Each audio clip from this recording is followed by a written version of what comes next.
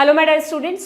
तो बच्चों, evolution chapter में लास्ट सेशन में हम लोगों ने पढ़ा कि किस तरह से अर्थ का ओरिजिन हुआ, अर्थ पे लाइफ का ओरिजिन हुआ। उससे भी पहले बिग बैंग थ्योरी ने यूनिवर्स के ओरिजिन को एक्सप्लेन किया। तीनों के टाइमलाइंस आपको याद रखने हैं।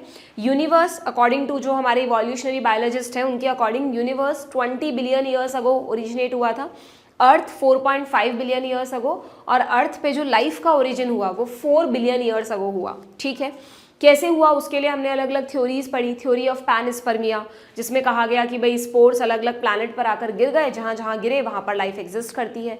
एक थ्योरी थी थ्योरी ऑफ स्पॉन्टेनियस जनरेशन, एबायोजेनेसिस, कि भाई कोई भी नॉन लिविंग चीज़ें, डिकेइंग रॉटिंग मैटर पड़ा है उसमें अपने आप ही लाइफ का ओरिजिन हो जाता है।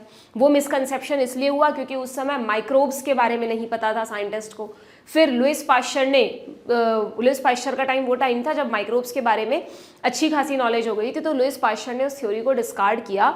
उन्होंने कहा कि भाई वो स्पॉन्टेनियस जनरेशन नहीं हो रहा है, वो तो एयर में ऑलरेडी लाइफ प्रेजेंट है, उससे वो नई लाइफ बन रही है ना। तो उन्होंने दिया theory of biogenesis, that life came from pre existing life. हालांकि वो ये नहीं बता पाए कि पहली लाइफ यानी पहली सेल कैसे बनी दुनिया में।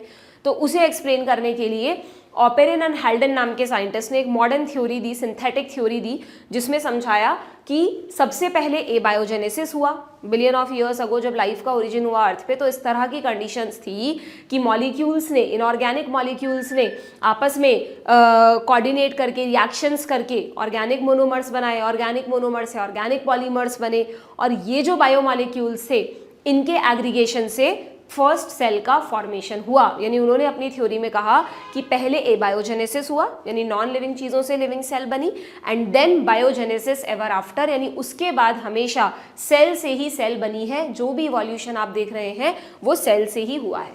ठीक है, तो ये सारी चीज़ें हमने पढ़ ली थी, जिसमें जो ऑपेरिन और हेल्डन की थ्योरी थी उसकी कीमोजेनी वाले पार्ट को मिलर एंड यूरे ने अपने एक्सपेरिमेंट से प्रूफ भी किया था लेबोरेटरी में। ठीक है, अब हमें साथ में मैंने आपको थोड़ा सा इवोल्यूशन ऑफ लाइफ का भी आइडिया दिया था कि एक तो ग्रुप कहता है कि भाई थ्योरी ऑफ स्पेशल क्रिएशन को मानता है कि जैसी डाइवर्सिटी आज हम देख रहे हैं वैसी ही क्रिएट हुई थी, वैसी ही हमेशा रहेगी, कोई चेंज नहीं हो रहा है, और अर्थ जस्ट 4000 साल पुरानी है।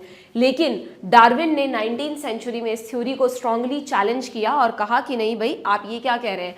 अकॉर्डिंग टू माई स्टडी, उन्होंने HMS बीगल नाम के शिप पर पूरी दुनिया, मतलब बहुत मैक्सिमम पार्ट कवर किया था, और वहाँ पर अलग अलग तरह की लाइफ फॉर्म्स को स्टडी किया, बहुत डिटेल्ड रिसर्च की, और थ्योरी ऑफ नेचुरल सिलेक्शन को दुनिया के सामने रखा कि नेचर कांस्टेंट नहीं है तो फिर हम कैसे कांस्टेंट हैं। लगातार हमारे चारों तरफ के एनवायरनमेंट में बदलाव आते हैं, चेंजेस आते हैं, तो उसके अकॉर्डिंग हमें भी बदलना पड़ता है।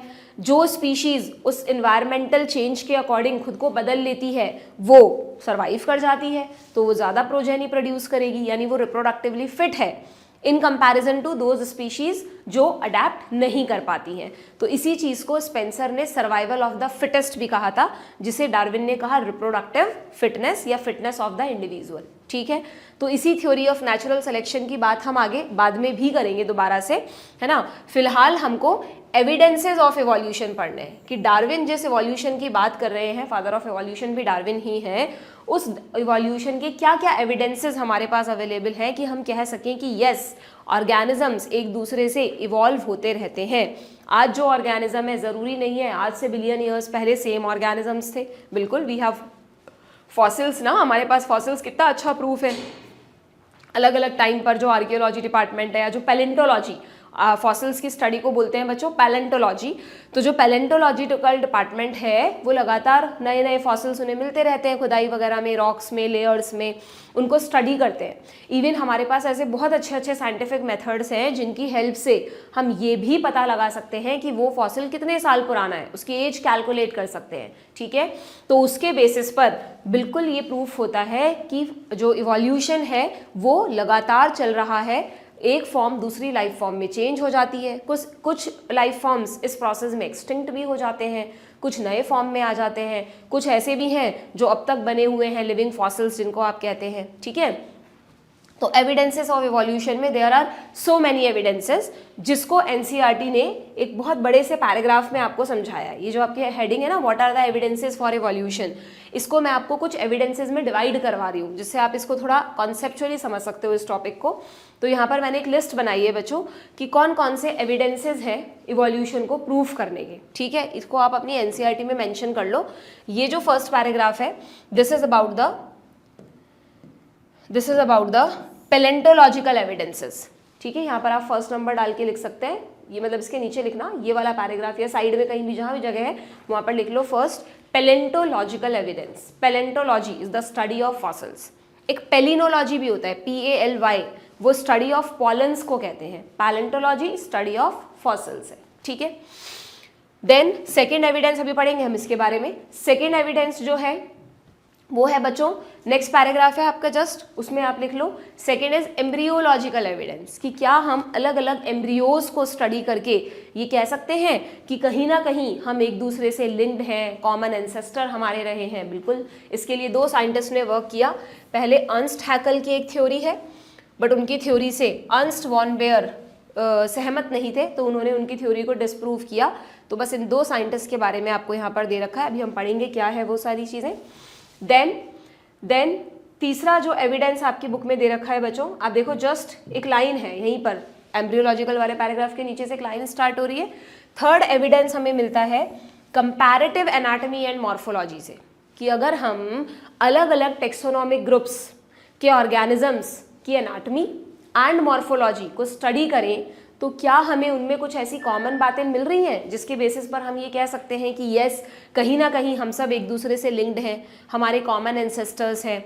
तो बिल्कुल, जो आप homologous organs and analogous organs पढ़ते हैं ना बच्चों, वो इसी कंपैरेटिव स्टडी का पार्ट है। जो थर्ड एविडेंसेस है वो है evidences from comparative anatomy and morphology, ठीक है, जिसमें आपकी एनसीईआरटी में homologous organs and analogous organs के बारे में ही दे रखा है ओनली। बाकी अगर हम देखें तो वैसे इसमें कई सारे और ऑर्गन्स भी होते हैं। शायद आपने छोटी क्लासेस में थोड़ा बहुत वेस्टिजियल ऑर्गन्स के बारे में पढ़ा है कि ह्यूमंस में हमारा जो अपेंडिक्स है वो वेस्टिजियल ऑर्गन है। कैनाइंस को भी कुछ साइंटिस्ट वेस्टिजियल मानते हैं कि अब हमें इनकी इतनी ज़रूरत नहीं है, हम फूड को कुक करके खाते हैं, कोई ऐसा हार्ड फूड नहीं खा रहे इसको टीयर करने की ज़रूरत हो कार्निवोरस की तरह, बट स्टिल कैनाइंस हमारे में प्रेजेंट है। हमारे जो विजडम टूथ है उनका च्यूइंग में कोई रोल नहीं है, स्टिल वो हमारे में प्रेजेंट है। अपेंडिक्स हमारे में कुछ नहीं करता, बट जो दूसरे मैमल्स हैं, कैटल्स, हर्बीवोरस, उनमें उसका इंपॉर्टेंट रोल होता है सेल्यूलोज को डाइजेस्ट करने में। तो जब हमारे में इन ऑर्गन्स का रोल ही नहीं है तो फिर ये है क्यों हमारे में प्रेजेंट? तो ये प्रूफ करते हैं कि कहीं ना कहीं हम सबके कॉमन एंसेस्टर्स रहे हैं, तो वो ऑर्गन्स जो हमारे किसी काम के नहीं हैं वो भी हम में प्रेजेंट हैं अब तक, है ना। तो वेस्टिजियल ऑर्गन्स भी एक बहुत बड़ा प्रूफ है इवोल्यूशन का। इसके बारे में कहीं है नहीं एनसीईआरटी में। पहले बहुत पुराने PYQs आप करेंगे, वहाँ ज़रूर आपको क्वेश्चंस मिल जाएंगे, अब नहीं पूछता है एनटीए, ठीक है। ऐसे ही एक एटाविज्म भी होता है। एटाविज्म का सिंपली मतलब होता है कि जैसे है ना, आपको पता है ह्यूमन बींग्स में टेल नहीं होती ना, बट कई बार बहुत कोई मतलब आप मान लो करोड़ों में से एक केस ऐसा होता है जब ऐसा ह्यूमन बेबी बॉर्न हुआ जिसमें एक टेल भी प्रेजेंट है। हालांकि सर्जरी करके उसको हटा दिया जाता है जिससे बड़े होकर उसको एम्बैरेस फील ना हो। तो कई बार ये ऐसे कैरेक्टरिस्टिक जो हमारे में है ही नहीं, एक्सटिंक्ट हो चुका है ऐसा कोई कैरेक्टर, और वो किसी ऑर्गेनिज्म में दिख जाए, उसका रीअपियरेंस हो जाए, तो उसको एटाविज्म बोल देते हैं, ठीक है। एंड कनेक्टिंग लिंक भी इवोल्यूशन का कितना बड़ा प्रूफ है ना। जब आप बोलते हैं कि कोई 2 फाइलम, एक ऐसा एनिमल जो आर्थ्रोपोडा से भी मैच करे और है ना एनिलिडा से भी मैच करे, तो वो एनिलिडा और आर्थ्रोपोडा के बीच का कनेक्टिंग लिंक हो गया, तो वो भी इवोल्यूशन को बताते हैं, ठीक है। तो ये सब चीज़ें इसी में आती हैं कि जब हम ऑर्गेनिजम्स की एनाटॉमी एंड मॉर्फोलॉजी को स्टडी करते हैं तो हमें क्या क्या प्रूफ्स मिलते हैं। तो हमें इन सब के बारे में नहीं पढ़ना, सिर्फ इन दोनों को डिटेल में पढ़ना है। They are very very important. हर साल एक question homologous and analogous organ से पूछा जाता है, ठीक है। तो ये हम पढ़ेंगे लॉजिकली बहुत अच्छे तरह से, यहाँ तक का पूरा पार्ट इसी का है, ठीक है। इसके बाद एक छोटा सा पैराग्राफ है बच्चों आप लोगों की बुक में, ठीक है, उस पर आप 5th नंबर डाल दें, दैट इज बायोकेमिकल, मतलब हाँ कौन सा नंबर चल रहा था, 4th नंबर डाल दो, बायोकेमिकल एविडेंसेस। छोटा सा पैराग्राफ है, इसके बारे में भी समझ लो हल्का सा। मैं आपको एक बार एविडेंसेस के बारे में बता रही हूँ कि कौन कौन से एविडेंस हैं जो इवोल्यूशन को प्रूफ करते हैं। बायोकेमिकल एविडेंस का सिंपल सा ये मतलब है कि अगर हम प्रोकैरियोट से लेकर यूकैरियोट तक किसी को भी स्टडी करें तो हम सब की सेल में जो बायोमॉलिक्यूल्स हैं वो लगभग एक जैसे ही तो है। डीएनए का जो बेसिक स्ट्रक्चर है वो सबका सेम है, बहुत सारे प्रोटीन्स हैं जो मैच करते हैं। तो ये सब चीज़ें अगर हम सब एक दूसरे से लिंक्ड ही नहीं है, एक दूसरे से इवॉल्व ही नहीं हुए, तो कहाँ बैक्टीरिया और कहाँ हम, कोई कनेक्शन ही नहीं होना चाहिए था हम में। But yes, we have biochemical similarities. ये इस बात को प्रूफ करती है कि कहीं ना कहीं सबसे पहली एक सेल बनी है और उसी सेल से ओरिजिन होते होते सारे ऑर्गेनिज्म दुनिया में इवॉल्व हुए। ठीक है। एंड लास्ट ये जो पैराग्राफ स्टार्ट हो रहा है इसके ऊपर आप लिख सकते हैं evidences from natural selection. Darwin ने जिस फोर्स की बात की थी ना कि जितना भी इवोल्यूशन आप देख रहे हैं वो नेचुरल सिलेक्शन की वजह से हो रहा है, नेचर ऐसी कंडीशंस क्रिएट कर रही है या नेचर में जो चेंजेस हो रहे हैं वो ऐसी कंडीशंस क्रिएट कर रहे हैं जिसकी वजह से ऑर्गेनिजम्स को अपने अंदर चेंजेस लाने ही पड़ेंगे, और अगर वो चेंजेस फेवरेबल हैं तो वो उनको इवॉल्व कर देते हैं। तो येस, इवोल्यूशन का एक बहुत बड़ा प्रूफ हमें नेचुरल चेंजेस, जो नेचर में चेंजेस हो रहे हैं, नेचुरल सिलेक्शन का प्रोसेस है, वहाँ से भी मिलते हैं। ठीक है। इस नेचुरल सिलेक्शन में आपकी बुक में 2 एग्जाम्पल्स हैं बच्चों। ये जो पैराग्राफ है, हाँ गया, हाँ ये जो पैराग्राफ है दिस इज अबाउट इंडस्ट्रियल मिलानिज्म। इसी के ना 2 एग्जाम्पल्स हैं। ठीक है। एक तो इंडस्ट्रियल मिलानिज्म जो मॉथ्स का एग्जाम्पल पढ़ते हैं, इस पर आप इंपॉर्टेंट लिख लेना, इस पर भी नीट में कई बार क्वेश्चन आया है। और इसके जस्ट बाद में एक पैराग्राफ है बच्चों ये वाला। ठीक है। ये है बी, ये दूसरा प्रूफ है रेजिस्टेंट स्पीशीज का। समझाऊंगी अभी बाद में क्या होती है रेजिस्टेंट स्पीशीज। ठीक, क्लियर है क्या? 5 एविडेंसेस हो गए क्या? इसके बाद तुम्हारी एनसीईआरटी में ना सीधा एक नया पैराग्राफ, नया हेडिंग है एडेप्टिव रेडिएशन। ओके, बट ये जो एडेप्टिव रेडिएशन है ना ये भी एक तरह से इवोल्यूशन का ही एविडेंस है बच्चों। एक 6th टाइप के एविडेंस और होते हैं जिनको बोलते हैं बायो जियोग्राफिकल एविडेंस, कि अगर हम किसी एक पर्टिकुलर जियोग्राफिकल एरिया को स्टडी करें तो उस जियोग्राफिकल एरिया में जो भी स्पीशीज़ हमें दिखती हैं क्या उनमें भी आपस में कोई कनेक्शन है क्या। इस चीज़ को डार्विन ने ही सबसे पहले गैलापागोस आइलैंड पर स्टडी किया था, है ना। तुमने नीट के अगर PYQs करें तो उसमें एक बहुत फेमस क्वेश्चन आता है डार्विन्स फिंचेस पर। तो उन फिंचेस के थ्रू डार्विन ने एक फिनोमेना हमें एक्सप्लेन किया, एक कॉन्सेप्ट एक्सप्लेन किया जिसका नाम है अडेप्टिव रेडिएशन। तो वो क्या होता है, वो भी इवोल्यूशन को ही प्रूफ करता है। अडेप्टिव रेडिएशन भी एक तरीके का इवोल्यूशन ही है। And this is 3rd important topic, है ना। तो जो सारे एविडेंसेस हैं उनमें homologous organ and analogous organ पे क्वेश्चन आता है, इंडस्ट्रियल मिलानिज्म पे काफ़ी बार क्वेश्चन आया है, और अडेप्टिव रेडिएशन पे भी रिसेंट ईयर में क्वेश्चन पूछे गए हैं। बाकी सब कुछ पढ़ेंगे तो हम सब कुछ ही, but these 3 are most important one. ठीक है। तो ये सारे एविडेंसेस हमको आज कवर करने हैं। ठीक है, पढ़े इनके बारे में 1 बाय 1 कौन कौन से इवोल्यूशन के एविडेंस है। चलिए भाई, सबसे पहले पैलेंटोलॉजिकल एविडेंसेस की बात करते हैं। इसमें क्या है बच्चों, अगर हम पैलेंटोलॉजी की बात करें तो evidence that evolution of life form has Indeed taken place on earth has come from many quarters. Fossils क्या होते हैं, फॉसिल्स को डिफाइन किया है सबसे पहले। Fossils are remains of hard parts of life forms found in rocks. सीधी सी डेफिनेशन है भाई, आप छोटी क्लासेस में भी तो पढ़ते थे। फॉसिल्स क्या होते हैं कि जब भी किसी एनिमल की डेथ हो जाती है तो उसकी डेड बॉडी जनरली डिकम्पोज हो जाती है, पर उसकी बॉडी में जो हार्ड पार्ट्स हैं, टीथ हैं, बोन्स हैं, वो जनरली डिकम्पोज नहीं होती हैं, दब जाती हैं रॉक्स में, सेडिमेंट्री लेयर्स में, और जब कई सालों बाद खुदाई होती है तो उसमें वो चीज़ें हमको मिलती हैं। उन्हीं हार्ड पार्ट्स को तो आप फॉसिल्स कहते हो। ठीक है। अगर मैं प्लांट्स की बात करूं तो याद है मैंने बताया था प्लांट्स में तो बोन्स वगैरह तो है नहीं, तो प्लांट्स में फॉसिलाइजेशन किसका होता है, पॉलेंस का। पॉलेंस की आउटर मोस्ट लेयर एक्साइन किसकी बनी होती है, स्पोरोपॉलेनिन की, जिसको कोई डिकम्पोज डिग्रेड नहीं कर सकता। ऐसा कोई एंजाइम ही नहीं है दुनिया में जो स्पोरोपॉलेनिन को डिग्रेड कर सके। तो प्लांट्स की अगर स्टडी करनी है तो प्लांट्स के लिए आपको पॉलेंस को ढूंढना पड़ेगा एज अ फॉसिल्स, तब आप प्लांट्स के इवोल्यूशन को समझ पाओगे। ठीक है। तो प्लस फॉसिल्स में हार्ड पार्ट्स आते हैं, प्लांट्स में पॉलेंस हो गए, प्लस एक और चीज़ है जो फॉसिल्स में आती है बच्चों, दैट इज इम्प्रिंट्स। कई बार ना ऐसे इम्प्रिंट्स भी मिलते हैं, ये तो चलो स्केलेटन टाइप लग रहा है, कई बार क्या होता है इस तरह के, देखो ये दिख रहा है आपको, इस तरह के इम्प्रिंट्स भी मिलते हैं। कई बार कोई एनिमल मान लो किसी लेयर में दब गया है ना, ऊपर से एकदम सब उसके ऊपर लेयर्स वगैरह आ गई तो उसकी पूरी बॉडी डिकम्पोज हो गई, सपोज बोन्स वगैरह भी नहीं रही, लेकिन उसकी जो छाप है वो एज इट इज रह जाती है, जैसे कि किसी ने उसका इंप्रेशन बना दिया हो वहाँ पर। तो वो भी हमें एक आइडिया देता है कि पहले के टाइम में किस तरह के लाइफ फॉर्म्स एग्जिस्ट करते थे। अगर ये किसी प्रेजेंट से मैच करेगा तो मतलब जो आज है वो पहले भी थे, जैसे ये फिशेस की तरह दिख रहे हैं तो बट ऑब्वियस पहले फिशेस भी हुआ करती थी, है ना। उनमें कुछ ऐसे स्पेशल फीचर्स दिख रहे हैं जो आज की फिशेस में नहीं है, तो फिर साइंटिस्ट उससे ये आइडिया लगाते हैं कि यार उस समय फिशेस कैसी रही होंगी, है ना। तो fossils are very very good evidences to study the evolution, ठीक है। प्लस जब फॉसिल्स को स्टडी करते हैं तो उसमें क्या होता है, उसमें ये भी हमें देखना है कि जैसे जैसे हम जितने नीचे खुदाई करेंगे उतने ही तो पुराने फॉसिल्स मिलेंगे ना हमको। जो सेडिमेंट्री रॉक्स की लेयर्स हैं उनमें जो अरेंजमेंट है फॉसिल्स का वो उनके लाइफ मतलब टाइम स्पैन को भी बताता है। बट ऑब्वियस जो अपर लेयर्स में फॉसिल्स हैं वो ज़्यादा नए हैं और जो लोअर लेयर्स में वो ज़्यादा पुराने हैं, ठीक है। तो क्या लिखा है एनसीईआरटी में देखना, rocks from sediment and a cross section of earth crust. अगर हम अर्थ क्रस्ट का एक क्रॉस सेक्शन लेना, जैसे कि मैंने यहाँ पे डायग्राम में दिखाया है, ओके, जिसमें हमको अर्थ क्रस्ट की अलग अलग लेयर्स दिख रही हैं, तो rocks from sediments and a cross section of earth crust indicate the arrangement of sediment one over the other during the long history of earth. Different aged rock sediment contain fossils of different life forms who probably died during the formation of the particular sediment. भाई ये sediments हमें क्या बताते हैं कि जो sediment की layer जब भी गिरी, जब भी डिपॉजिट हुई, इसका मतलब उसमें जो भी लाइफ फॉर्म्स हमें मिल रही हैं वो उस समय होती थी जब वो लेयर प्रेजेंट थी, ठीक है।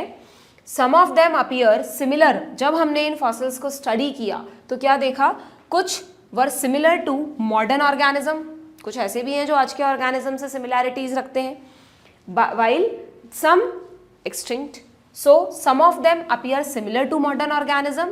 They represent extinct organisms. Example dinosaurs. पहले तो फिगर 6.2 में तुमको ये बताया है, देखो ये आपके बुक में एक फिगर दे रखा है ना, डायनासोर्स की इसमें वो दिखाई है कि किस तरह डायनासोर्स एक दूसरे से इवॉल्व हुए। यू नो डायनासोर्स रेप्टाइल्स में रखे जाते हैं, एनिमल किंगडम में डायनासोर्स को कहाँ प्लेस किया गया है बच्चों, रेप्टाइल्स में, ठीक है।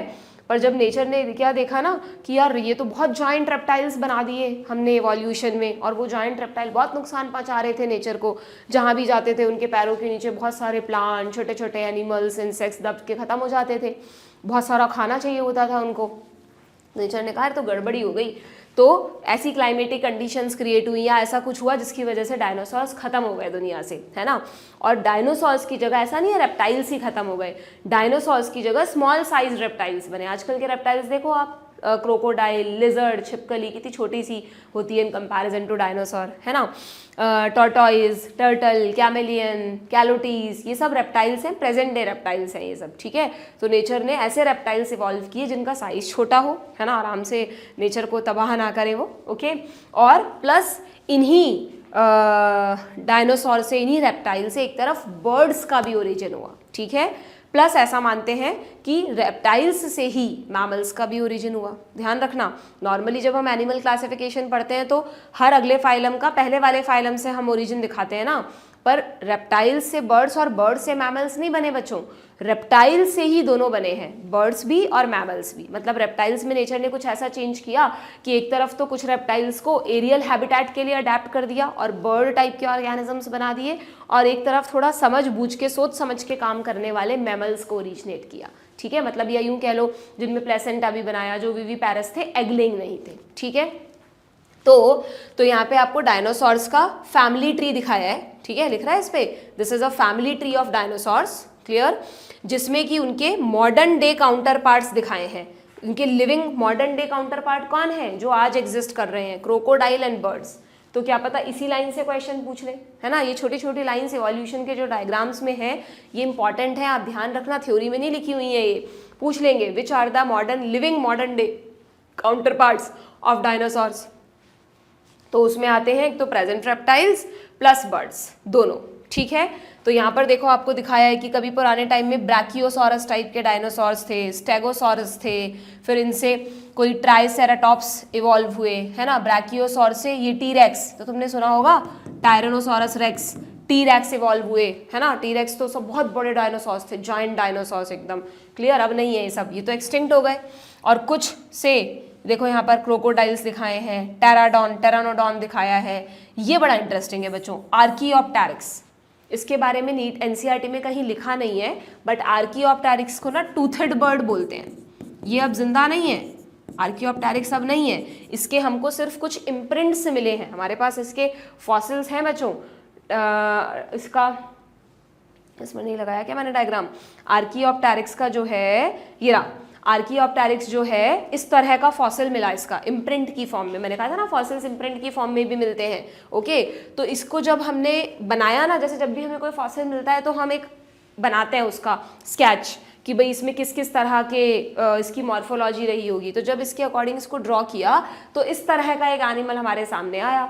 तो साइंटिस्ट क्या बोलते हैं, इसको टूथेड बर्ड कहते हैं। अब देखो दिखने में तो ये बिल्कुल थोड़ा डायनासोर जितना बड़ा है, बट ये आपको दिख रहा है इसके विंग्स बड़े बड़े, तो इसका मतलब इसके पास विंग्स भी थे। तो शायद ऐसा मानते हैं कि it is a connecting link between reptiles and birds. जब रेप्टाइल से बर्ड्स इवॉल्व हो रहे थे तो आर्कियोप्टेरिक्स का इवोल्यूशन हुआ, बट ये ऐसी कनेक्टिंग लिंक है जो अब नहीं है, एग्जिस्ट ही नहीं करती। तो ऐसी कनेक्टिंग लिंक को मिसिंग लिंक भी बोल देते हैं, ठीक है। तो नॉर्मली बर्ड्स में दांत थोड़ी ना होते हैं, बट ये बर्ड्स की तरह उड़ सकता है, इसके पास कई सारे बर्ड्स के फीचर हैं, बट टीथ भी थे। तो इसलिए इसको और भी बहुत सारी सिमिलैरिटीज़ थी इसमें, मतलब दोनों की, रेप्टाइल्स की और बर्ड्स की।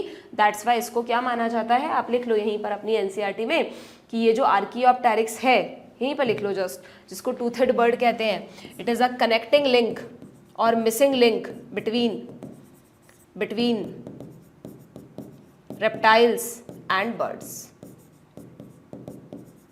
ठीक है, रेप्टाइल्स एंड बर्ड्स, यानी बर्ड्स का इवोल्यूशन रेप्टाइल्स से ही हुआ है। क्लियर।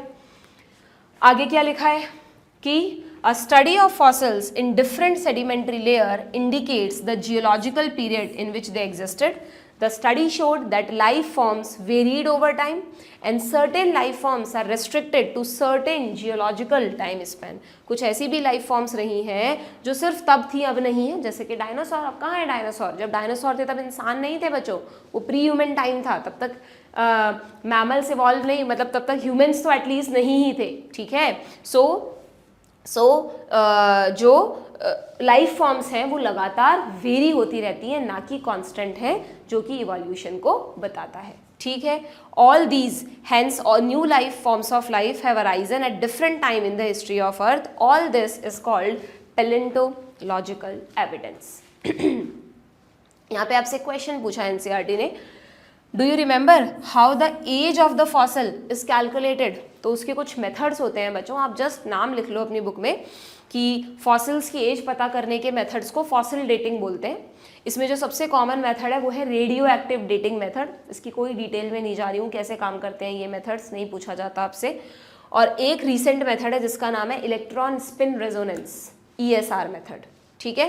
ये जो रेडियो एक्टिव डेटिंग मेथड है इसमें अलग अलग radioactive carbon, potassium argon method, uranium lead method, ऐसे अलग अलग एलिमेंट्स यूज़ होते हैं जिसके बेस पर फॉसिल्स की एज पता लगाई जाती है, उनके उनकी हाफ लाइफ को कंपेयर करके। जैसे अब तो आपके फिजिक्स के आपके रेडियो एक्टिविटी इतना रहा नहीं कोर्स में, वरना C14 का हाफ लाइफ पढ़ते हैं उसमें हम 5730 ईयर्स। तो उस बेसिस पर फॉसिल्स की डेटिंग की जाती है, एज पता लगाई जाती है, ठीक है। क्लियर। सो ये बस इतना सही है फॉसिल्स के बारे में, ज़्यादा डिटेल में आपको बिल्कुल नहीं जाना, आपको बस ये याद रखना है फॉसिल्स क्या है, उनका जो अरेंजमेंट है रॉक्स में वो किस तरह होता है, उनकी एज पता लगाने के कौन कौन से मेथड्स हैं, दैट्स इट, ठीक है। This is all about the palaeontological evidences. अब आते हैं हम नेक्स्ट एविडेंस पर, दैट इज एम्ब्रियोलॉजिकल एविडेंसेस। तो सबसे पहले बच्चों इसमें जो अर्नस्ट हैकल थे ना, इन्होंने एक बहुत ही इंटरेस्टिंग थ्योरी दी। उस थ्योरी का नाम नहीं है, उसके बारे में लिखा है, बट आप नाम भी लिख लो। इनकी थ्योरी का नाम था रिकैपिचुलेशन थ्योरी। पुराने PYQs में आपको मिल जाएगा, बहुत क्वेश्चन पूछते थे। ये बीच में एनसीईआरटी में था भी नहीं ये पैराग्राफ, है ना, कुछ साल पहले ही एनसीईआरटी में ये चीज़ ऐड हुई थी। ओके, तो रिकैपिचुलेशन थ्योरी और बायोजेनेटिक लॉ बोलते हैं इसको। अर्नस्ट हैकल ने बहुत इंटरेस्टिंग बात बताई थी, देखो क्या बताया था, बहुत इजीली समझ सकते हो आप। अर्नस्ट हैकल ने कहा कि अगर आप अलग अलग टेक्सोनॉमिक ग्रुप्स के एम्ब्रियोज को स्टडी करोगे ना, तो आपको उन एम्ब्रियोज में कुछ सिमिलैरिटीज मिलेंगी। जैसे कि अगर हम वर्टिब्रेट्स में परम आता है ना, fishes, amphibians, reptiles, birds and mammals. तो आप देखो ये अर्ली एम्ब्रियो कितने सेम से लग रहे हैं, और आप पढ़ते भी हो एनिमल किंगडम में कि कॉर्डेट्स में, वर्टिब्रेट्स में जो एम्ब्रियो है उनमें 4 कैरेक्टर तो मिलेंगे ही मिलेंगे आपको, notochord, nerve cord, gill slits and anal tail, post anal tail, है ना। तो यहाँ पर उन्होंने देखो गिल स्लेट्स दिखाए हैं, जबकि हमें तो गिल स्लिट्स की ज़रूरत ही नहीं है। हमारे में गिल स्लिट्स बाद में फंक्शनल होती है क्या? हमारे में तो लंग्स है, हमारे में क्या, रेप्टाइल, बर्ड्स, मैमल किसी में भी गिल्स नहीं होते। एम्फीबियन में चलो लार्वल स्टेज में होते हैं, फिशेज में तो चलो गिल स्लिट से गिल्स बन गए बाद में। जब हमें ज़रूरत ही नहीं है गिल्स की, तो हमारे एम्ब्रियो में गिल स्लिट क्या कर रहा है? Not only gill slit, tail तक प्रेजेंट है देखो ह्यूमन के अर्ली एम्ब्रियो में, जबकि आगे जाकर तो ह्यूमन में कोई टेल नहीं होती है। तो ये जो फीचर्स हैं ये प्रूफ करते हैं कि हम पांचों ग्रुप्स इतने अलग अलग हैं, फिर भी हमारे अर्ली एम्ब्रियो इतने सिमिलर हैं, यानी कहीं ना कहीं हमारे कॉमन एंसेस्टर रहे हैं, हम एक दूसरे से लिंक्ड हैं, एक दूसरे से ही इवॉल्व हुए हैं। तो अर्नस्ट हैकल ने अपनी रिकैपिचुलेशन थ्योरी में एक स्टेटमेंट दिया बच्चों, ऑन्टोजेनी रिपीट्स फाइलोजेनी। रिकैपिचुलेशन यानी रिपीट करना, ऑन्टोजेनी यानी लाइफ हिस्ट्री, कि किसी भी ऑर्गेनिज्म की जब आप लाइफ हिस्ट्री पढ़ोगे तो वो कहीं ना कहीं अपनी इवोल्यूशनरी हिस्ट्री को रिपीट करेगा। ठीक है, ऑन्टोजेनी रिपीट्स फाइलोजेनी, ये आया हुआ है नीट में क्वेश्चन। जब पहले एनसीईआरटी के बाहर का या डिटेल में क्वेश्चंस पूछते थे उसमें बहुत फ्रिक्वेंटली पूछा जाता था ये क्वेश्चन। ठीक है, अब तो भाई देखो मैं नहीं कहूँगी तुम लोगों को कि आउट ऑफ एनसीईआरटी चीज़ों पर ज़्यादा जाओ, बट कहीं कहीं चीज़ों को कोरिलेट करने के लिए, कॉन्सेप्ट को समझाने के लिए मुझको आउट ऑफ एनसीईआरटी जाना पड़ता है। ठीक है, तो आपकी बुक में तो इतना सा लिखा है कि embryological support for evolution was also proposed by Ernst Haeckel based upon the observation of certain features during embryonic stage common to all vertebrate. Ernst Haeckel ने क्या ऑब्जर्व किया? उन्होंने कुछ ऐसे फीचर्स देखे जो सभी वर्टिब्रेट्स की एम्ब्रियोनिक स्टेज में कॉमन थे लेकिन उनके एडल्ट में एब्सेंट थे, जैसे gill slit. For example, the embryo of all vertebrate including humans develop a row of vestigial gill slits just behind the head, but it is a functional organ only in fishes and not found in any other adult vertebrate. even amphibian में भी adult stage में तो gills नहीं होते, है ना। तो उन्होंने इस चीज़ को कहा कि भाई इसका मतलब ये एक बहुत बड़ा प्रूफ है इवोल्यूशन का, ऑन्टोजेनी रिपीट्स फाइलोजेनी, और इसको नाम दे दिया रिकैपिचुलेशन थ्योरी या बायोजेनेटिक लॉ। ठीक है, काफ़ी अच्छा भी है, इंटरेस्टिंग भी है और काफ़ी हद तक सही भी है, बट फिर भी वॉन बेयर उनकी बात से सहमत नहीं थे। However, this proposal was disapproved on careful study performed by Karl Ernst von Baer. Ernst Haeckel को से डिसअप्रूव किया अर्नस्ट वॉन बेयर ने। क्यों किया? उन्होंने कहा कि ठीक है, कुछ हद तक आपकी ये बात सही है, बट मुझे नहीं लगता कि ये बात हमेशा सही है। He noted that embryo never pass through the adult stage of other animal. उन्होंने कहा कि ये जो आप कह रहे हैं ना, जैसे ह्यूमन के एम्ब्रियो में गिल स्लिट्स हैं, तो वो ऐसा नहीं कि आप उसको ऐसे लिंक नहीं कर सकते कि है ना एडल्ट फिश में जो गिल्स हैं वो गिल स्लिट उसको इंडिकेट कर रहे हैं। उन्होंने कहा कि किसी भी एनिमल का एम्ब्रियो किसी दूसरे एनिमल की एडल्ट स्टेज से पास नहीं होता। ये लॉ गलत है, ये लॉ सही से एक्सप्लेन नहीं किया गया है, मतलब वो उनकी बात से पूरी तरह एग्री नहीं करते थे। कौन? Von Baer. और उन्होंने उनकी थ्योरी को डिसअप्रूव किया। ठीक है, अब वो अलग बात है कि अलग अलग साइंटिस्ट कुछ तो अभी भी अर्नस्ट हैकल की थ्योरी को सपोर्ट करते हैं, नहीं यार क्या गलत है, बिल्कुल सही है। कुछ कहते हैं नहीं वॉन बेयर की बात ज़्यादा सही है। ठीक है, तो आप तो दोनों के स्टेटमेंट ध्यान रख लेना, किसने क्या कहा और किसने किसकी थ्योरी को डिसअप्रूव किया। ठीक है, आगे बढ़ें क्या हम? नेक्स्ट थर्ड एविडेंसेस पर आते हैं, very very important, homologous and analogous organs. ये क्या होते हैं समझना बच्चों, बड़ा इंटरेस्टिंग सा टॉपिक है और इम्पॉर्टेंट तो है ही, बट ऑब्वियस इसको एनसीईआरटी से पढ़ने से पहले ज़रा मैं एक टेबुलर फॉर्म में तुमको समझाती हूँ। ठीक है, होमोलोगस ऑर्गन्स क्या होते हैं, चलो डायग्राम से बताती हूँ पहले। ये तुम्हारी एनसीईआरटी का डायग्राम है। ठीक है, होमोलोगस ऑर्गन्स के लिए दिया है एनसीईआरटी में डायग्राम, एनालॉगस के लिए नहीं दिया है। ओके, तो पहले हम होमोलोगस ऑर्गन समझते हैं। देखो होमोलोगस ऑर्गन समझना क्या होते हैं। होमोलोगस ऑर्गन्स का मतलब ये होता है बच्चों कि जो इवोल्यूशनरी बायोलॉजिस्ट थे ना, वो अलग अलग चीज़ों को स्टडी करते रहते थे।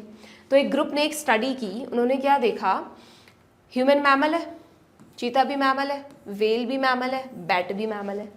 बैट को कोई बर्ड तो नहीं समझता, बैट मैमल है, विवीपैरस है, फ्लाइंग है बट मैमल है, एग लेइंग नहीं करता ना, विवीपैरस है, हमारे वाले फीचर्स हैं उसमें, ठीक है। वेल फिश नहीं है, मैमल है, ठीक है। अब इतने बेसिक मिस्टेक तो मुझे नहीं लगता इस लेवल पे पहुंच के कोई बच्चा कर रहा होगा, कर रहे हो तो आपके कॉन्सेप्ट बहुत बहुत वीक हैं अभी, एनिमल किंगडम रिवाइज करो, याद करो उन चीज़ों को, ठीक है। तो भाई उन्होंने क्या देखा कि ये जो अलग अलग चारों मैमल्स हैं उनमें जब उनके 4 लिम्ब को स्टडी किया, हमने लोकोमोशन में हमारा पूरा स्केलेटन पढ़ा था, याद है आपको, ये humerus, radius ulna, carpals, metacarpals और उंगलियों में फैलेंजेस होती हैं, 5 तरह की बोन्स पढ़ी थी हमने। सेम यही बोन पैटर्न उनको चीता के 4 लिम्ब में मिला, नॉट ओनली चीता, जो भी लायन, लेपर्ड, जो भी मैमल्स हैं सबके 4 लिम्ब में वही ह्यूमरस, रेडियस अल्ना, फैलेंजेस, मेटाफैलेंजेस, मतलब सॉरी कार्पल्स, मेटाकार्पल्स और फैलेंजेस, ठीक है। सेम यही बोन पैटर्न इवन वेल के भी 4 लिम्ब में मिला, चाहे से साइज वगैरह वेरी कर रहा है, देखो ह्यूमरस थोड़ी छोटी है, रेडियस अल्ना भी छोटी है, ये छोटी छोटी कार्पल्स हैं, ये मेटाकार्पल्स हैं, फैलेंजेस अलग तरह से हैं, पर पैटर्न ऑफ बोन वही था 4 लिम्ब्स में, ठीक है। इवन बैट में क्या होता है, बर्ड्स की तरह आगे वाले जो 4 लिम्ब है वो तो विंग्स में बदल जाते हैं, और जो पीछे वाले 2 पैर हैं उनसे वो लटकता है उल्टा, चमगादड़ जब लटकता है ना, तो ये विंग दिखाया है। तो बैट में जो विंग है वो 4 लिम्ब का ही तो मॉडिफिकेशन है, तो उन विंग में भी बोन पैटर्न होता है बच्चों, बर्ड्स में भी होता है, बैट में भी होता है, ठीक है।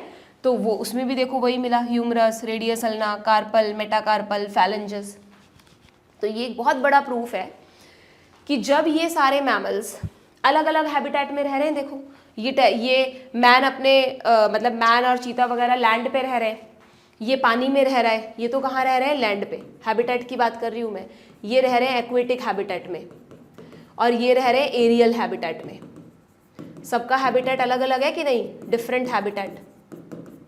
तो अगर वो अलग अलग हैबिटेट में रहेंगे तो उन्हें अपने ऑर्गन को अलग अलग तरह से यूज़ करना पड़ेगा। तो ये अपने अपने 4 लिम्ब को अलग अलग चीज़ों के लिए यूज़ कर रहे हैं। जैसे हम लोग हैंड से कोई भी चीज़ को पकड़ते हैं, पिकिंग करते हैं, उठाते हैं, इन सब चीज़ों के लिए यूज़ करते हैं, राइटिंग वगैरह, है ना। चीता अपने 4 लिम्ब्स को रनिंग में यूज़ करता है, वॉकिंग एंड रनिंग में। वेल अपने 4 लिम्ब से स्विमिंग करती है। बैट अपने 4 लिम्ब से उड़ता है, फ्लाइंग विंग्स में कन्वर्ट हो गए, ठीक है। तो फंक्शन भी अलग अलग है ना, बट ऑब्वियस हैबिटेट अलग है तो अलग अलग ही फंक्शन है। सब अपने अपने 4 लिम्ब्स को अलग अलग तरह से यूज़ कर रहे हैं। तो अगर सब अपने अपने 4 लिम्ब को अलग अलग तरह से यूज़ कर रहे हैं तो साइंटिस्ट ये कहते हैं कि इनका स्ट्रक्चर भी अलग होना चाहिए था ना। ये सिमिलैरिटी कहाँ से आ गई इसमें, ये बोन पैटर्न कहाँ से सेम आ गया कि वही humerus, radius ulna, carpal, metacarpal, phalanges सबकी बोन्स में प्रेजेंट है। इसका मतलब कहीं ना कहीं ये सारे एनिमल्स के कोई कॉमन एंसेस्टर रहे हैं, इनकी एक कॉमन एंसेस्ट्री रही होगी मैमल्स की, कि पहले सेम टाइप के जो भी मैमल्स की कुछ लिमिटेड स्पीशीज़ होंगी जिनमें ये पैटर्न रहा होगा। फिर धीरे धीरे मैमल्स का नंबर बढ़ा, उन्हें अलग अलग हैबिटेट में जाना पड़ा, जो जहाँ गया उसके अकॉर्डिंग वो अपने अंदर फंक्शनल चेंजेस तो ले आया, लेकिन स्ट्रक्चर थोड़ी ना बदल लेगा। भाई कोई भी बच्चा जिस जगह पर रहता है, बड़ा होता है, वो वहीं की तो चीज़ें सीखता है, फिर बाद में वो जहाँ भी आगे पढ़ने जाता है, जॉब करने जाता है, उस माहौल में खुद को ढालने की कोशिश करता है, बट उसका जो ओरिजिन है वो थोड़ी ना चेंज हो जाता है, वो तो वही रहता है ना। तो ये जो ऑर्गन्स हैं जहाँ पर आपको फंक्शन तो डिफरेंट मिलेंगे, क्यों डिफरेंट मिलेंगे, ड्यू टू डिफरेंट हैबिटेट, लेकिन ओरिजिन कॉमन मिलेगा, या यूं कह लो बेसिक स्ट्रक्चर जो है वो कॉमन मिलेगा। अगर ऐसे ऑर्गन्स आपको मिल रहे हैं अलग अलग टेक्सोनॉमिक ग्रुप्स में तो इट इंडिकेट होमोलोगी। ऐसे ऑर्गन्स को नाम दिया गया बच्चों होमोलोगस ऑर्गन्स। होमोलोगी यानी सेम ओरिजिन, होमो यानी सेम, होमोलोगी यानी होमोलोगस ऑर्गन्स कौन से होते हैं, जिनका ओरिजिन सेम है, कॉमन है, बेसिक स्ट्रक्चर इसलिए कॉमन है, बट वो क्योंकि अलग अलग हैबिटेट में चले गए इसलिए उनका फंक्शन भी क्या हो गया, अलग अलग हो गया। इसको मैं जनरली ऐसे भी समझाती हूँ बच्चों को कि आप ऐसे भी बहुत इजीली याद रख सकते हो कि कोई भी एक गांव में एक जगह पर बच्चे थे, वो धीरे धीरे बड़े हुए, अपनी लैंग्वेज में बात करते थे, तो उनमें एक जैसे फीचर्स थे, सबका ओरिजिन सेम रहा। फिर जब वो बड़े हो गए, अपनी पढ़ाई वढ़ाई करने के लिए, जॉब करने के लिए अलग अलग एरिया में चले गए, कोई मान लो इंडिया में नॉर्दर्न रीजन में चला गया, कोई साउथ साइड में चला गया, या मान लो अलग अलग कंट्री में चले गए, ठीक है। तो जो जहाँ गया वहाँ के अकॉर्डिंग का कल्चर उसको अपनाना पड़ेगा। अगर वहाँ पे रहना है तो जैसा खाना मिल रहा है वही खाना पड़ेगा, जो वहाँ पे लोग पहनते हैं ड्रेस कोड है वो भी पहनना पड़ेगा, उसको अपनी आदतों में तो चेंजेस लाने पड़ेंगे ना, तभी तो वो वहाँ रह पाएगा। कहता नहीं यार मैं तो अपने हैंड से स्विमिंग नहीं करूँगा, मैं तो चलूँगा ही, तो पानी पे कैसे रह पाएगा वो। तो अगर हैबिटेट बदला तो उसे अपने अंदर फंक्शनल चेंज तो लाने पड़ेंगे, बट क्योंकि वो उसका कॉमन एंसेस्टर है। अब अगर इन सारे बच्चों को जो अलग अलग जगह जॉब करने चले गए तुम एक साथ इकट्ठा करो, तो जब वो आपस में मिलेंगे तो वो अपनी उसी देसी भाषा में बात करेंगे जिसमें वो बचपन में करते थे, वो तो भूलेंगे नहीं ना, वो तो उनका मेन था, ओरिजिन था। तो इसका मतलब वो किसको इंडिकेट कर रहा है, उनकी कॉमन एंसेस्ट्री को। आप तुरंत देख के पहचान जाओगे उस ग्रुप को कि चाहे से ये सब अलग अलग तरह से अपने अपने एनवायरनमेंट में हैं, पर जब ये मिले तो इन्होंने सेम लैंग्वेज में सेम उसी अंदाज में बात की, यानी ये सब कहीं ना कहीं कॉमन ओरिजिन रखते हैं। ऐसे ऑर्गन्स होमोलोगस ऑर्गन है, यानी किसी भी अलग अलग ग्रुप के ऑर्गन्स को अगर आप स्टडी करो उनमें फंक्शनल डिफरेंसेस मिले बट उनका ओरिजिन सेम हो, जो कि कैसे पता चलेगा हमें, उनमें स्ट्रक्चरल सिमिलैरिटीज से, तो इट इंडिकेट होमोलोगी या होमोलोगस ऑर्गन्स। आसान है समझना, कॉन्सेप्चुअली समझोगे तो, है ना। और एक चीज बताओ, क्यों डेवलप होते हैं होमोलोगस ऑर्गन्स, क्यों इवॉल्व हुए? Because of different habitat. अगर इनको अलग अलग हैबिटेट में नहीं जाना पड़ता तो ये जहाँ के थे वैसे ही रहते। ये सारे फोरलिम, अगर ये सारे लैंड पे रह रहे हैं तो सेम फंक्शन करते, सारे पानी में रह रहे हैं तो सेम फंक्शन करते, सारे हवा में हैं तो सेम फंक्शन करते, बट क्योंकि हैबिटेट बदला इसलिए इनको अपने अंदर फंक्शनल चेंजेस लाने पड़े, बट स्ट्रक्चरल चीज़ें इनकी अभी भी सेम रही। ठीक है। इवन बच्चों ध्यान रखना कि ये जो एग्जाम्पल है पूरा, this is the example of forelimbs of mammals ना, बट कई बार नीट में ऑप्शंस में फोरलिम्स ऑफ वर्टिब्रेट्स भी आ जाता है बच्चों। तो अगर आप मैमल्स के साथ साथ किसी बर्ड के फोरविंग्स को या किसी रेप्टाइल के फोरविंग को या एम्फीबियन के फोरविंग, जो टेट्रापोडा में परम में से 4 अरम आते हैं ना, उनको आप देखोगे तो सब में फोरलिम में यही पैटर्न है बोन्स का। नॉट ओनली मैमल, जो टेट्रापोडा में एम्फीबियन, रेप्टाइल, बर्ड्स, उनमें भी हमारी तरह humerus, radius, ulna, carpal, metacarpal, phalanges same bones हैं। ठीक है। तो फोरलिम्ब ऑफ मैमल्स लिखा आ जाए वो भी होमोलोगस ऑर्गन्स है। फोरलिम्ब ऑफ वर्टिब्रेट्स लिखा आ जाए, परम, फिशेज में तो फिन्स होते हैं इसलिए उनको कंसीडर नहीं कर रहे, तो वो भी होमोलोगस ऑर्गन्स ही है। ठीक है, समझ में आ गया होमोलोगी क्या होता है अच्छी तरह से। क्यों डेवलप हुए होमोलोगस ऑर्गन? क्योंकि एक जगह के लोग अलग अलग जगह रहने चले गए, फैल गए वो पूरे एरिया में। तो क्या ये डाइवर्जेंट एवोल्यूशन को बता रहा है? तो सीधी सी बात है, होमोलोगस ऑर्गन्स किसको रिप्रेजेंट करते हैं? डाइवर्जेंट एवोल्यूशन को, जिसे आप एक बहुत आसान ट्रिक से याद रख सकते हो, HD। आजकल हर किसी को HD वर्जन में चीज़ें चाहिए ना, HD वीडियो चाहिए, HD में सब कुछ चाहिए, तो HD, ठीक है, हाई डेफिनेशन। तो होमोलोगस डाइवर्जेंट याद रखना है आपको। तो क्लियर है क्या? कॉन्सेप्चुअली भी बता दिया मैंने, ट्रिक से भी आप याद रख सकते हो। तो क्या लिखा है NCERT में, देखना ज़रा कि such similarities can be interpreted to understand whether common ancestor were shared or not। अगर हम इनको स्टडी करेंगे तो हमें समझ में आएगा कि क्या इन ग्रुप्स के कॉमन एंसेस्टर थे या नहीं। अभी हम एनालॉगस भी पढ़ेंगे, एनालॉगस में जस्ट उल्टा आएगा, आप देखना, अभी समझाऊंगी, पहले ये समझ लो। फॉर एग्जाम्पल, अगर हम वेल, बैट, चीता, ह्यूमन यानी मैमल्स के फोरलिम्स को स्टडी करें तो pattern of bone is similar. तो पहला एग्जाम्पल हुआ होमोलोगी का, pattern of bones of forelimbs of mammals या ऑफ वर्टिब्रेट्स भी। ठीक है। Though these forelimb perform different functions in these animals, but they have similar anatomy। बाहर से दिखने में भी अलग थे ना, चीता के लिम्स अलग हैं, बैट के अलग हैं, वेल के अलग हैं, बट एनाटमी सेम है इन सब की। इंटरनल जो बेसिक स्ट्रक्चर है वो सेम है। ठीक है। कई बार मॉर्फोलॉजी सेम होती है, कई बार एनाटमी सेम होती है। ऑल ऑफ देम हैव, क्यों एनाटमी सेम है? क्योंकि सब में यही बोन्स का पैटर्न मिलेगा आपको। ठीक है। Hence in these animal the same structure developed along different directions due to adaptation of different needs, यानी different habitat। This is called divergent evolution and the organs are called homologous organs। ठीक है। तो homologous organs में common origin से चीज शुरू होकर, same origin से शुरू होकर अलग अलग habitat में फैल जाती है, इसलिए इसको क्या कहते हैं? Divergent evolution. ठीक है। And very very important, homology किसको बताती है बच्चों? It indicates common ancestry. ठीक है। और भी एग्जाम्पल है होमोलोगस के, सिर्फ फोर लिम्स का तो एक सबसे अच्छा एग्जाम्पल है ही, इसके अलावा देखो इसमें आप कंफ्यूज होते हो नीट में कई बार। दूसरा एग्जाम्पल है बच्चों वर्टिब्रेट के हार्ट्स, सेकेंड एग्जाम्पल। अब आप कहेंगे मैम हार्ट पे कैसे अप्लाई हो रही है ये बात, हम कह रहे हैं होमोलोगस वो है जिनका ओरिजिन या बेसिक स्ट्रक्चर सेम हो और काम करने का तरीका अलग हो। तो आप देखो वर्टिब्रेट्स में अगर आप परम का हार्ट देखो तो फिशेज में 2 चैम्बर्ड हार्ट है, एम्फीबियन रेप्टाइल्स में 3 चैम्बर्ड है और बर्ड्स मैमल्स में 4 चैम्बर्ड है।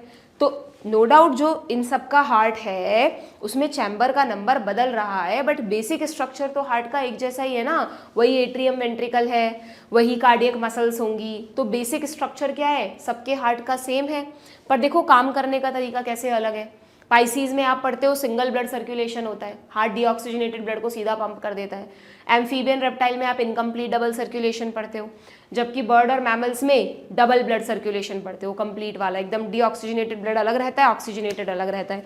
तो फंक्शनल पैटर्न अलग अलग है ना, जैसे जैसे एनिमल इवॉल्व होते गए हार्ट ने अपने काम करने के तरीके को बदल लिया। अगेन यहाँ पे कंफ्यूजन क्यों होता है, हमें लगता है यार हार्ट तो एक ही काम कर रहा है सब में, पंपिंग ऑफ ब्लड, वो नहीं देख रहे, हम उसके काम करने का तरीका देख रहे हैं कि वो पंपिंग ऑफ ब्लड भी डिफरेंट डिफरेंट पैटर्न में कर रहा है।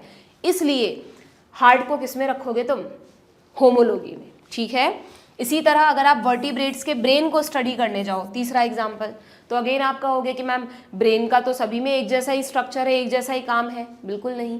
अगर हम ध्यान से देखें तो अगेन हम पाइसीज से लेकर मैमल्स तक के ब्रेन को स्टडी करें तो यू नो ब्रेन कैसे कैसे इवॉल्व हुआ है। मोस्ट इवॉल्व ब्रेन हमारे पास मैमल्स में भी ह्यूमंस के पास है ना, जिसमें सबसे ज़्यादा सोचने समझने की कैपेसिटी है, न्यूरॉन्स का नंबर ज़्यादा है, गायराए सल्काएँ हैं, सब पढ़ा था हमने न्यूरॉन नर्वस सिस्टम में।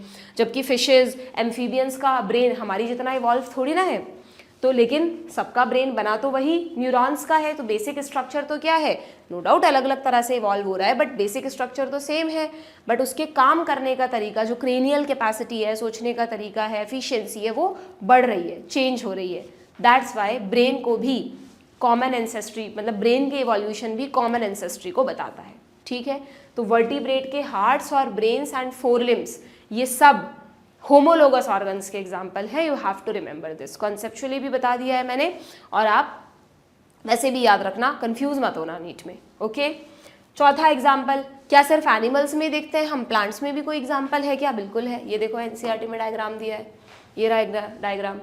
मॉर्फोलॉजी पढ़ाते वक्त बताया था बोगेनविलिया और रोज में कांटे होते हैं, थॉर्न्स, बताया था क्या मैंने, these are modified axillary buds. Stem modification में पढ़ते हो ना तुम, थॉर्न बन जाता है प्रोटेक्शन के लिए, अगर एक्सिलरी बर्ड पॉइंटेड हो जाए, शार्प हो जाए, आगे से तीखी हो जाए तो वो वुडी हो जाए, तो वो थॉर्न कहलाती है। और काम क्या करती है, थॉर्न का फंक्शन है बच्चों प्रोटेक्शन, ग्रेजिंग एनिमल से बचाता है इनको। जबकि जो कुकुरबिट्स है, कुकुरबिटेसी फैमिली, कुकुम्बर्स वगैरह जिसमें बेल वगैरह होती है ना, उनको चाहिए होता है सपोर्ट, तो उनमें यही एक्सिलरी बर्ड्स मॉडिफाई हो जाती हैं कॉइल्ड स्ट्रक्चर्स में, टेंड्रिल्स, जिससे वो सपोर्ट को, उस प्लांट को सपोर्ट दे सके। तो टेंड्रिल का फंक्शन क्या है, सपोर्ट। यानी चाहे थॉर्न हो चाहे टेंड्रिल हो, ओरिजिन तो कॉमन है, ओरिजिन तो कॉमन है, बट फंक्शन अलग अलग है। तो ये किसका एग्जाम्पल हुआ, होमोलोगी। होमोलोगस ऑर्गन यही तो कहते हैं, ओरिजिन सेम फंक्शन अलग, ठीक है। समझ में आ गई क्या होमोलोगी क्या है तुम लोगों को अच्छी तरह से। तो ये होमोलोगस के 4 एग्जाम्पल्स, इस पे बाद में बात करूंगी, 4 एग्जाम्पल्स एनसीईआरटी में दे रखे हैं। ये रहा 4th example, thorn and tendril respectively. Thorn bougainvillea में याद रखना है, टेंड्रिल कुकुरबिट्स में याद रखना है, ठीक है। उल्टा भी लिखा हो सकता है ऑप्शंस में, तुम जल्दीबाजी में देखो ही नहीं। मान लो ऐसा लिखा है thorn in Cucurbita and tendril in bougainvillea, तो फिर तुम उसको टिक नहीं करके आ सकते, ठीक है, क्लियर। तो ये 4 एग्जाम्पल्स हो गए होमोलोगस ऑर्गन्स के। Homology is based on divergent evolution, whereas, अब हम एनालॉगी पर आते हैं। एनालॉगी बिल्कुल उल्टा है इस कॉन्सेप्ट का, इसकी कोई डायग्राम नहीं है, बट जस्ट समझाने के लिए मैंने लिया है ये। एनालॉगस ऑर्गन्स किसको कहते हैं, जब ये ऑर्गन्स की कंपैरेटिव स्टडी हो रही थी ना, तो कुछ ऑर्गन्स ऐसे देखे जो अलग अलग टेक्सोनॉमिक ग्रुप के हैं, ठीक है, और अब की बार ऐसे ऑर्गन्स देखे बच्चों जो काम सेम कर रहे थे। जैसे होमोलोगी में हम क्या देख रहे थे, डिफरेंट डिफरेंट हैबिटेट में जाकर स्टडी कर रहे थे, एक्वेटिक, एरियल, है ना, लैंड, टेरेस्ट्रियल। अब की बार साइंटिस्ट ने कहा कि एक काम करते हैं, पानी में रहने वाले सारे एनिमल्स को स्टडी करते हैं। तो पानी में आपको पता है ये तो डॉल्फिन दिखाई है आपको, डॉल्फिन मैमल है या फिश है? मैमल है ना, ओके। और ये दिखाई है पैंगुइन। पैंगुइन वैसे पोलर एरियाज में रहती है ना, बर्फ जहाँ पर जमी रहती है, एंटार्क्टिक, एक्वेटिक वगैरह जो एरियाज है, मतलब सॉरी एक्वेटिक बोल रही हूँ, आर्कटिक, एंटार्क्टिक में, है ना। पैंगुइन फ्लाइटलेस बर्ड है अगर ध्यान हो तो आपको।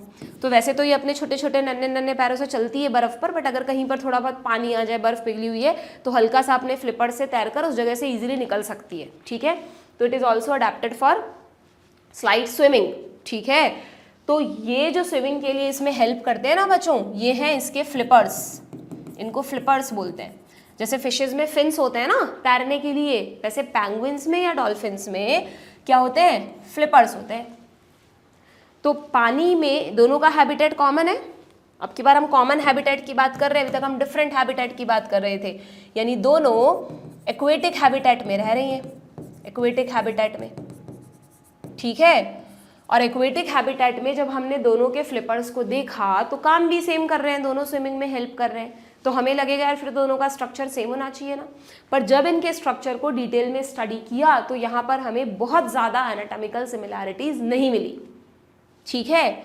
इसी तरह जब हमने विंग्स को स्टडी किया, जैसे एक हमने एक्वेटिक हैबिटेट का एग्जाम्पल देख लिया, अब एक एरियल हैबिटेट का देखो कि जब हमने देखा, चलो स्टडी करते हैं कि जो जो ऑर्गेनिज्म उड़ने के लिए अपने विंग्स को यूज कर रहे हैं ना, उनमें क्या सिमिलैरिटीज है।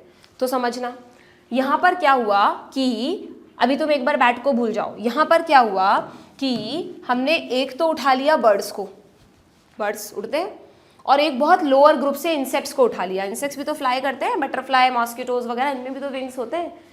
तो दोनों ही, चाहे बर्ड हो चाहे इंसेक्ट हो, बर्ड तो वर्टिब्रेटा में कहाँ लास्ट में आते हैं, इंसेक्ट बिल्कुल नॉन कॉर्डेट्स में आते हैं, ठीक है, बहुत दूर दूर है दोनों का टेक्सोनॉमिक ग्रुप, पर दोनों क्योंकि एरियल हैबिटेट के लिए अडेप्टेड है, तो हमने दोनों के विंग्स को स्टडी किया।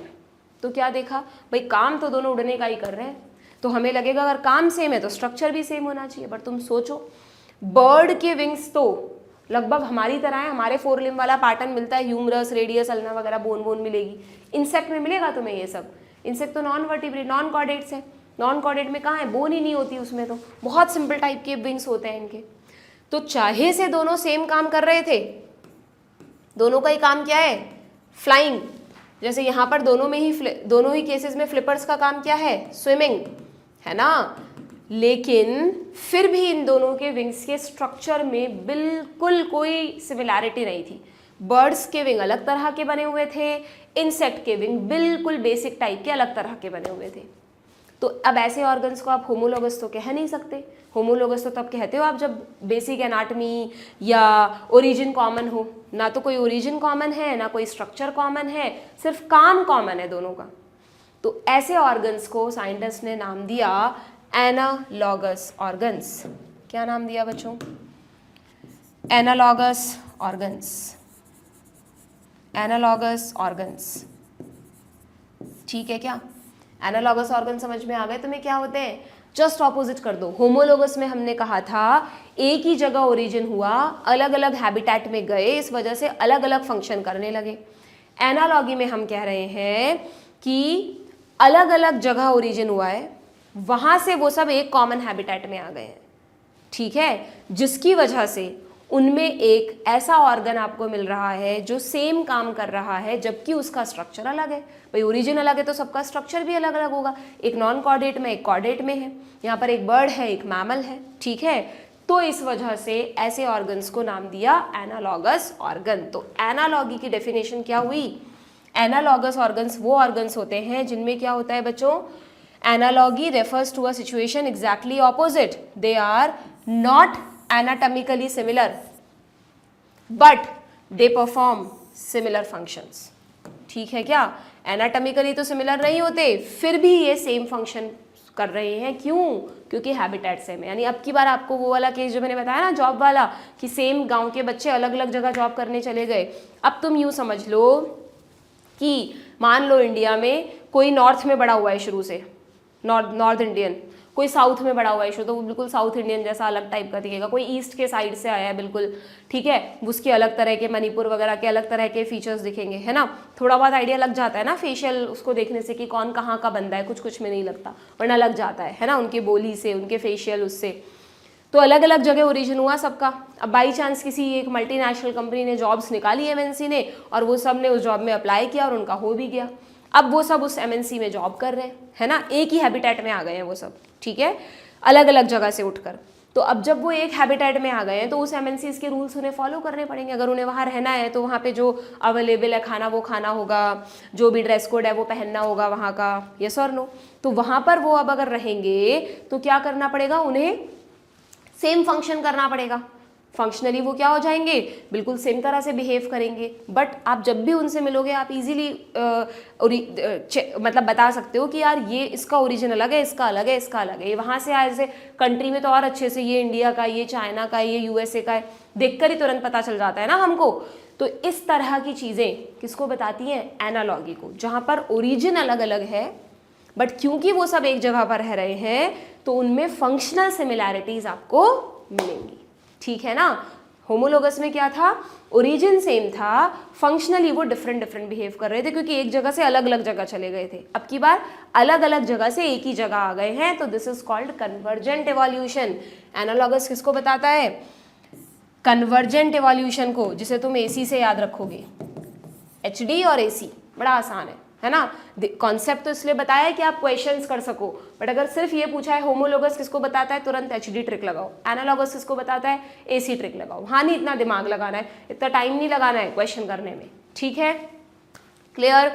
Different structures evolving same function having similarity, इसलिए उनमें आपको थोड़ी बहुत सिमिलैरिटीज दिख रही हैं जो कि फंक्शनल सिमिलैरिटीज है, स्ट्रक्चर इन सब का अलग अलग है। तो एनालॉगी के एग्जाम्पल्स में क्या क्या आता है बच्चों, सबसे पहला एग्जाम्पल ये रहा, wings of butterfly end of birds. पहला एग्जाम्पल है wings of butterfly end of birds, ठीक है। दूसरा example I of octopus and mammals. ये देखो, अब आप कहेंगे मैम कैसे, ऑक्टोपस मॉलस्का में आता है, मैमल्स हमारी और उसकी आई का काम तो सेम ही है देखना, पर हमारी आई का जो बेसिक स्ट्रक्चर है, हमारा जो इतना कॉम्प्लेक्स सा स्ट्रक्चर होता है ना आई का, स्क्लेरा, कोरॉइड, रेटिना, अलग अलग चैम्बर होते हैं। अब तो आई हट गया इसलिए आपने पढ़ा नहीं होगा डिटेल में, वैसी आई नहीं होती ऑक्टोपस में, बहुत ही सिंपल टाइप की अलग तरह का स्ट्रक्चर होता है ऑक्टोपस की आई का। तो स्ट्रक्चर अलग अलग है पर काम दोनों का सेम है, तो एनालॉगस। इसी तरह अभी बताया flippers of penguin and dolphin, flippers का दोनों का स्ट्रक्चर अलग अलग है बट काम सेम है, ठीक है। ऐसे ही प्लांट्स में sweet potato and potato, very good example, बहुत बार आया नीट में। स्वीट पोटैटो मॉर्फोलॉजी में पढ़ा था, रूट से ओरिजिनेट हुआ है, स्टेम मतलब पोटैटो स्टेम का मॉडिफिकेशन है, स्टेम से ओरिजिनेट हुआ है, तो ओरिजिन अलग अलग है पर काम दोनों का सेम है, storage of food. Sweet potato को और पोटैटो को इसलिए तो हम खाते हैं क्योंकि प्लांट उसमें अपना खाना स्टोर कर रहा है, तो यहाँ पे कॉमन फंक्शन क्या है इन दोनों का, स्टोरेज ऑफ फूड। तो फंक्शन सेम, ओरिजिन डिफरेंट, इसलिए ये भी किसका एग्जाम्पल हुआ बच्चों, एनालॉगी का। अगर तुम ये बात सीख गए कि जो भी दो स्ट्रक्चर हम पढ़ रहे हैं उनका काम क्या है, ओरिजिन क्या है, पता लगाना सीख गए, तो इजीली तुम चार ऑप्शन में से निकाल लोगे कि ये होमोलोगस है या एनालॉगस है, ठीक है, क्लियर। यहाँ पर एक कंफ्यूजन जरूर होता है बच्चों, नीट में जब भी विंग्स वाले पे क्वेश्चन ऑप्शंस में आता है ना, तो एक ऑप्शन तो दे देते हैं wings of butterfly and birds, butterfly यानी इंसेक्ट हो गया, यहाँ पे इंसेक्ट भी लिख देना, ऐसे भी लिखा सकता है wing of insect and bird, तो वो तो हम इजीली डिटेक्ट कर लेते हैं। बट जैसे ही साथ में एक ऑप्शन होता है wing of birds and bat, फिर हम कंफ्यूज हो जाते हैं कि यार हमें लगता है ये भी तो सही ऑप्शन है, बट नहीं बच्चों। एक रूल याद रखना इन ऑर्गन्स का कि जब भी होमोलोगस और एनालॉगस ऑर्गन्स को हम स्टडी करते हैं तो जनरली ये देखने को मिलता है कि अगर आप दो ऐसे टेक्सोनॉमिक ग्रुप्स को स्टडी कर रहे हो जो क्लासिफिकेशन में बहुत दूर दूर आते हैं, तो उनमें स्ट्रक्चरल सिमिलैरिटी निकालना मुश्किल है। भाई कहाँ इंसेक्ट्स का स्ट्रक्चर, कहाँ बर्ड्स का स्ट्रक्चर, कहाँ से इनमें स्ट्रक्चरल सिमिलैरिटी मिलेगी आपको। फंक्शन तो ठीक है सेम कर रहे हैं बट स्ट्रक्चरल सिमिलैरिटी नहीं मिलेगी। लेकिन अगर आप दो पास पास वाले टेक्सोनॉमिक ग्रुप को स्टडी कर रहे हो ना, जैसे कि अगर हम किसको कंपेयर कर रहे हैं बच्चों, बैट और बर्ड के विंग को कंपेयर कर रहे हैं, तो मैंने आपको अभी थोड़ी देर पहले ही बोला था कि विंग्स जो हैं वो 4 लिम्ब का मॉडिफिकेशन होते हैं, और ना सिर्फ मैमल्स में बल्कि बर्ड्स में, पूरे टेट्रापोडा में ही 4 लिम्ब का पैटर्न सेम है। तो अगर आप बर्ड के 4 लिम्ब में बोन पैटर्न देखोगे और बैट के 4 लिम्ब में बोन पैटर्न देखोगे तो वो सेम है ना। तो क्योंकि जस्ट बर्ड के बाद ही मैमल आते हैं ना, तो बर्ड और मैमल पास पास हुए, तो 2 पास पास वाले टेक्सोनॉमिक ग्रुप के जो विंग्स हैं वो होमोलॉगी को इंडिकेट करेंगे। चाहे से ठीक है, दोनों में फंक्शनल भी सेम ही है, यहाँ पर दोनों फ्लाइंग का ही काम कर रहे हैं। एक बार आप उसको भूल जाओ, एक बार स्ट्रक्चरल सिमिलैरिटी के बेसिस पर समझो कि स्ट्रक्चरल सिमिलैरिटी में बर्ड के विंग और बैट के विंग बिल्कुल सेम स्ट्रक्चर शो करते हैं, इसलिए हमें इनको होमोलोगस में रखना पड़ेगा। लेकिन अगर आप बर्ड के विंग को इंसेक्ट से या बैट के विंग को इंसेक्ट से कंपेयर करोगे तो फिर आप इसको दूर दूर हो गए ये एनालॉगी में रखोगे। This you have to remember, ठीक है क्या। अगर क्लोज टेक्सोनॉमिक ग्रुप है तो वो होमोलॉगी को बताएंगे, और अगर फार टेक्सोनॉमिक ग्रुप है तो वो किसको बताएंगे, एनालॉगी को बताएंगे। ठीक है क्या। आप जस्ट अपनी एनसीईआरटी में इतना सब कुछ तो बना नहीं सकते आप लोग, इतना कुछ बनाना भी नहीं है आपको। आप जस्ट अपनी एनसीईआरटी में ऐसा लिख दो कि wings of insect and bird. अगर आप इंसेक्ट के विंग को बर्ड के विंग से कंपेयर कर रहे हो तब तो ये क्या है बच्चों, दूर दूर हो गए ना दोनों, एनालॉगी। और अगर आप इंसेक्ट के विंग को, सॉरी इंसेक्ट को नहीं, इंसेक्ट तो दूर ही रहेगा, अगर आप बैट के विंग को बर्ड के विंग से कंपेयर कर रहे हो, दोनों पास पास है ना, तो ये होमोलॉगी में आएगा। इवन यहाँ इंसेक्ट को बर्ड की जगह बैट से भी करोगे तो भी एनालॉगी में आएगा। ठीक है, क्लियर है क्या। आप देखना जब आप PYQs करोगे आपको मिल जाएंगे ऐसे क्वेश्चन, ये बहुत काम आएगा कॉन्सेप्ट वहाँ पर आपके। ठीक है, clear. This is all about the homologous and analogous organs. आगे बढ़े तो यहाँ पर मैंने फाइनली एक टेबल बनाई है जो आप लोग बना लेना एक पेज में अलग से, अपनी एनसीईआरटी में चिपका देना जिससे कंफ्यूज ना हो क्या क्या डिफरेंसेस है होमोलोगस और एनालॉगस ऑर्गन्स में। ठीक है, क्लियर। होमोलोगस डाइवर्जेंट इवोल्यूशन को बताता है, एनालॉगस कन्वर्जेंट इवोल्यूशन को बताता है। ये इनके एग्जाम्पल्स रहे। क्लियर। चलिए भाई, अब आ जाते हैं हम किस पर, बायोकेमिकल एविडेंसेस में। इसमें कुछ नहीं है, biochemical evidence simple, in the same line of argument similarities. जो भी हम अलग अलग ऑर्गेनिजम्स को स्टडी करते हैं तो उनके प्रोटीन्स में, कुछ जीन्स में, है ना, जो भी सिमिलैरिटीज़ हैं वो क्लू देती हैं कि कहीं ना कहीं हमारी कॉमन एंसेस्ट्री रही है। अच्छा, एक बात ध्यान रखना कि ये जो होमोलोगस और एनालॉगस ऑर्गन्स हैं उसमें एनालॉगस कॉमन एंसेस्ट्री को नहीं बताता, एनालॉगस तो अलग ही तरह का एक कॉन्सेप्ट है, होमोलोगस ही बस कॉमन एंसेस्ट्री को बताता है। ठीक है क्या। These biochemical similarities point to the same shared ancestry as structural similarities among diverse organisms. ठीक है। Then finally natural selection की अगर हम बात करें तो natural selection से तो होता ही है बच्चों evolution, डार्विन ने पूरी बात ही इस पर की थी। यहाँ पर एक आपको बोलते हैं ना, जैसे वकील कोई चीज़ को समझाने के लिए अच्छी अच्छी दलीलें देते हैं, वैसे एक बड़ी अच्छी सी दलील दी है एनसीईआरटी ने आपको कि वी नो कि ह्यूमन बींग्स ने अब तक कितने तरह तरह के ब्रीड्स, प्लांट्स में वैरायटीज़, डॉग्स की ब्रीड तैयार कर ली हैं जो नेचुरली नहीं होती थी। हमने क्या किया कि जो भी हमें पसंद आते हैं गुड फीचर्स वाले मेल फीमेल को साथ में रखते हैं, उनमें क्रॉस होने देते हैं और उससे नए तरह का प्लांट बनाते हैं, या ऐसे ही एनिमल्स में भी करवाते हैं। वो स्ट्रैटेजीज वाला चैप्टर हट गया ना, वरना उसमें प्लांट ब्रीडिंग, एनिमल ब्रीडिंग में खूब आती हैं ये चीज़ें। But you have a basic idea कि भाई किस तरह से ब्रीडिंग ह्यूमन बींग्स करवाते हैं, उससे नई नई ब्रीड्स बनाते हैं, है ना। तो एनसीईआरटी कह रही है कि जब ह्यूमन बींग कुछ 100 सालों में ऐसा कर सकते हैं तो क्या नेचर मिलियन ऑफ ईयर्स में ऐसा नहीं कर सकती। क्या लिखा है देखो, man has bread selected plants and animal, agriculture के लिए, हॉर्टिकल्चर के लिए, स्पोर्ट्स के लिए, सिक्योरिटी के लिए। Till now we have developed many breed of dogs, so it is argued that if within 100 of years man could create new breed, could not nature have done the same over million of years? बिल्कुल कर सकती है। तो इसी का example है industrial melanism, an interesting observation supporting evolution by natural selection comes from England. England में एक स्टडी हुई बच्चों 2 टाइम पर, जब तक वहाँ पर इंडस्ट्रीज नहीं थी, बिफोर इंडस्ट्रियलाइजेशन, कोई पोल्यूशन वगैरह नहीं था, 1850s की बात है, ठीक है। तो वहाँ पर एक पर्टिकुलर मॉथ्स को स्टडी किया गया। Moth you know, MOTH moth, arthropoda में आते हैं, इंसेक्ट्स हैं एक तरह के, ठीक है। यहाँ पे आपको नाम नहीं दिया, इस स्पीशीज़ का नाम लिखना चाहो तो लिख लो। इन मॉथ्स का जीनस है बिस्टन, ठीक है। और इन मॉथ्स में जनरली 2 कलर की मॉथ्स होती हैं। एक तो होती है वाइट विंग्ड मॉथ, ये लाइट वाली मॉथ्स हैं, दीज आर लाइट मॉथ्स। और एक होती है डार्क मॉथ्स। जो डार्क वाली है ना, उनका नाम है बिस्टन कार्बोनीफेरा, क्योंकि डार्क है कार्बन की तरह, इसलिए कार्बोनीफेरा। और जो लाइट है उनका नाम है बिस्टन बिट्यूलेरिया। जीनस सेम है, स्पीशीज अलग अलग है, ठीक है। तो इंग्लैंड में उस स्टडी में क्या देखा कि जब इंडस्ट्रियलाइजेशन नहीं हुआ था 1850s में, तब इन दोनों में से लाइट वालों का नंबर ज़्यादा था। क्यों था? उसका कारण क्या है? उसका कारण था बच्चों lichens. You know, lichens pollution वाले एरिया में नहीं रह सकती, पर जो नॉन पोल्यूटेड अच्छा खासा फ्रेश एरिया है वहाँ लाइकेन्स की विग्रस ग्रोथ होती है। ये जो पीछे आपको बैकग्राउंड दिखाया है, ये ट्री है। लाइकेन्स किस पर उगते हैं? ध्यान है आपको, लाइकेन, एल्गी और फंजाई का सिम्बायोटिक एसोसिएशन। खाना पानी वगैरह सब खुद अरेंज करते हैं वो, बस उन्हें तो उगने के लिए एक बेस चाहिए होता है ना। तो लाइकेन पत्थर के टुकड़ों पर, या जो बड़े बड़े ट्रीज के स्टेम होते हैं ना, ट्रंक होते हैं, उन पर पैचेस की फॉर्म में उगते हैं। और lichen generally white coloured, light coloured होते हैं, ठीक है। तो जब इंग्लैंड में इंडस्ट्रियलाइजेशन नहीं हुआ था, ट्रीज पर there were vigorous growth of lichen.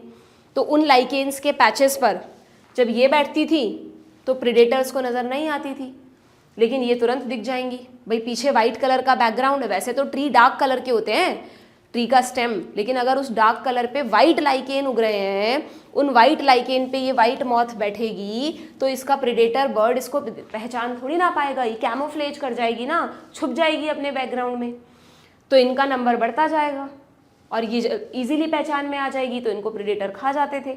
तो उस समय कौन सी मॉथ्स का नंबर ज़्यादा था बच्चों?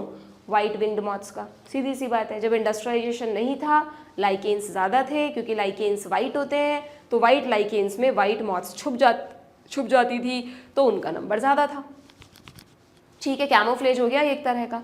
अब जैसे जैसे इंग्लैंड में इंडस्ट्रियलाइजेशन हुआ, यानी अब हम आ गए 1920s में, आफ्टर इंडस्ट्रियलाइजेशन, तो वहाँ पर क्या हुआ, सेम स्टडी रिपीट हुई। तो उसमें क्या देखा बच्चों, अब की बार डार्क विंग्ड मॉथ्स का नंबर बढ़ गया। पीछे देखो बैकग्राउंड डार्क कर दिया है, क्यों? क्योंकि पोल्यूशन हुआ, पोल्यूशन से लाइकेन्स डिसअपियर, लाइकेन डिसअपियर तो ट्रीज का अब ओरिजिनल डार्क कलर आ गया, लाइकेन्स तो रहे नहीं उस पर, तो वाइट मॉथ्स तो जल्दी से दिख जाती थी डार्क वाली कैमोफ्लेज कर जाती थी। तो अब धीरे धीरे किसका नंबर बढ़ गया? डार्क वालों का बढ़ गया, वाइट वालों का कम हो गया। अच्छा ये बात ध्यान रखना, लिखा है NCERT में कि कोई भी वेरिएंट कभी भी कंप्लीटली वाइप आउट नहीं होता, है ना। ऐसा नहीं है कि वाइट पूरे ही खत्म हो गए या यहाँ पर ये सारे ही खत्म हो गए। हमेशा हर वेरिएंट, हर स्पीशीज कुछ नंबर में कहीं ना कहीं छुप छुपा के अपना जीवन निकाल लेती है, ठीक है। चाहे उसका नंबर ज़्यादा नहीं है, बट वो कभी भी कंप्लीटली खत्म नहीं होती, ठीक। तो इस चीज़ को साइंटिस्ट क्या कहते हैं? Natural selection. कि नेचर में आप जिस भी जहाँ पर भी आप रह रहे हो, वहाँ पर आपके इन्वायरमेंटल फैक्टर किस तरह के हैं, उसके अकॉर्डिंग स्पीशीज़ में वेरिएशंस आते रहते हैं, ठीक है। इसी टाइम पर, ये जो पोस्ट इंडस्ट्रियलाइजेशन वाला टाइम था ना 1920s का, इसी टाइम पर जब रूरल एरिया को स्टडी किया, तो वहाँ पर अभी भी वाइट मॉथ्स ज़्यादा थी बच्चों, क्योंकि रूरल एरिया में पोल्यूशन नहीं था, तो वहाँ पर लाइकेन्स थे, तो वाइट मॉथ्स ज़्यादा थे, ठीक है।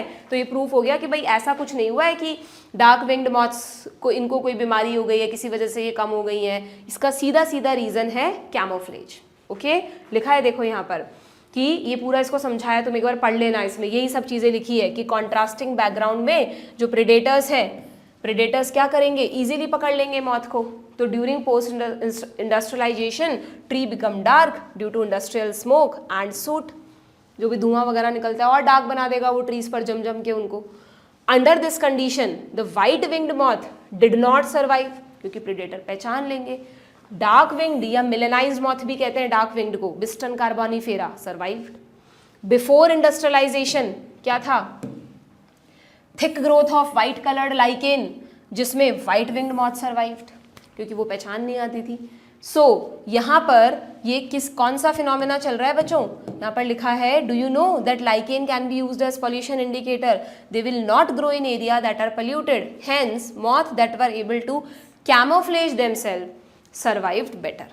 ठीक है, this understanding is supported by the fact that an area where industrialization did not occur, उसी टाइम पर जब रूरल एरिया को स्टडी किया गया जहाँ पर अब तक इंडस्ट्रियलाइजेशन का इफेक्ट नहीं आया था, काउंट ऑफ मिलानिक मॉथ यानी dark winged moth was still low.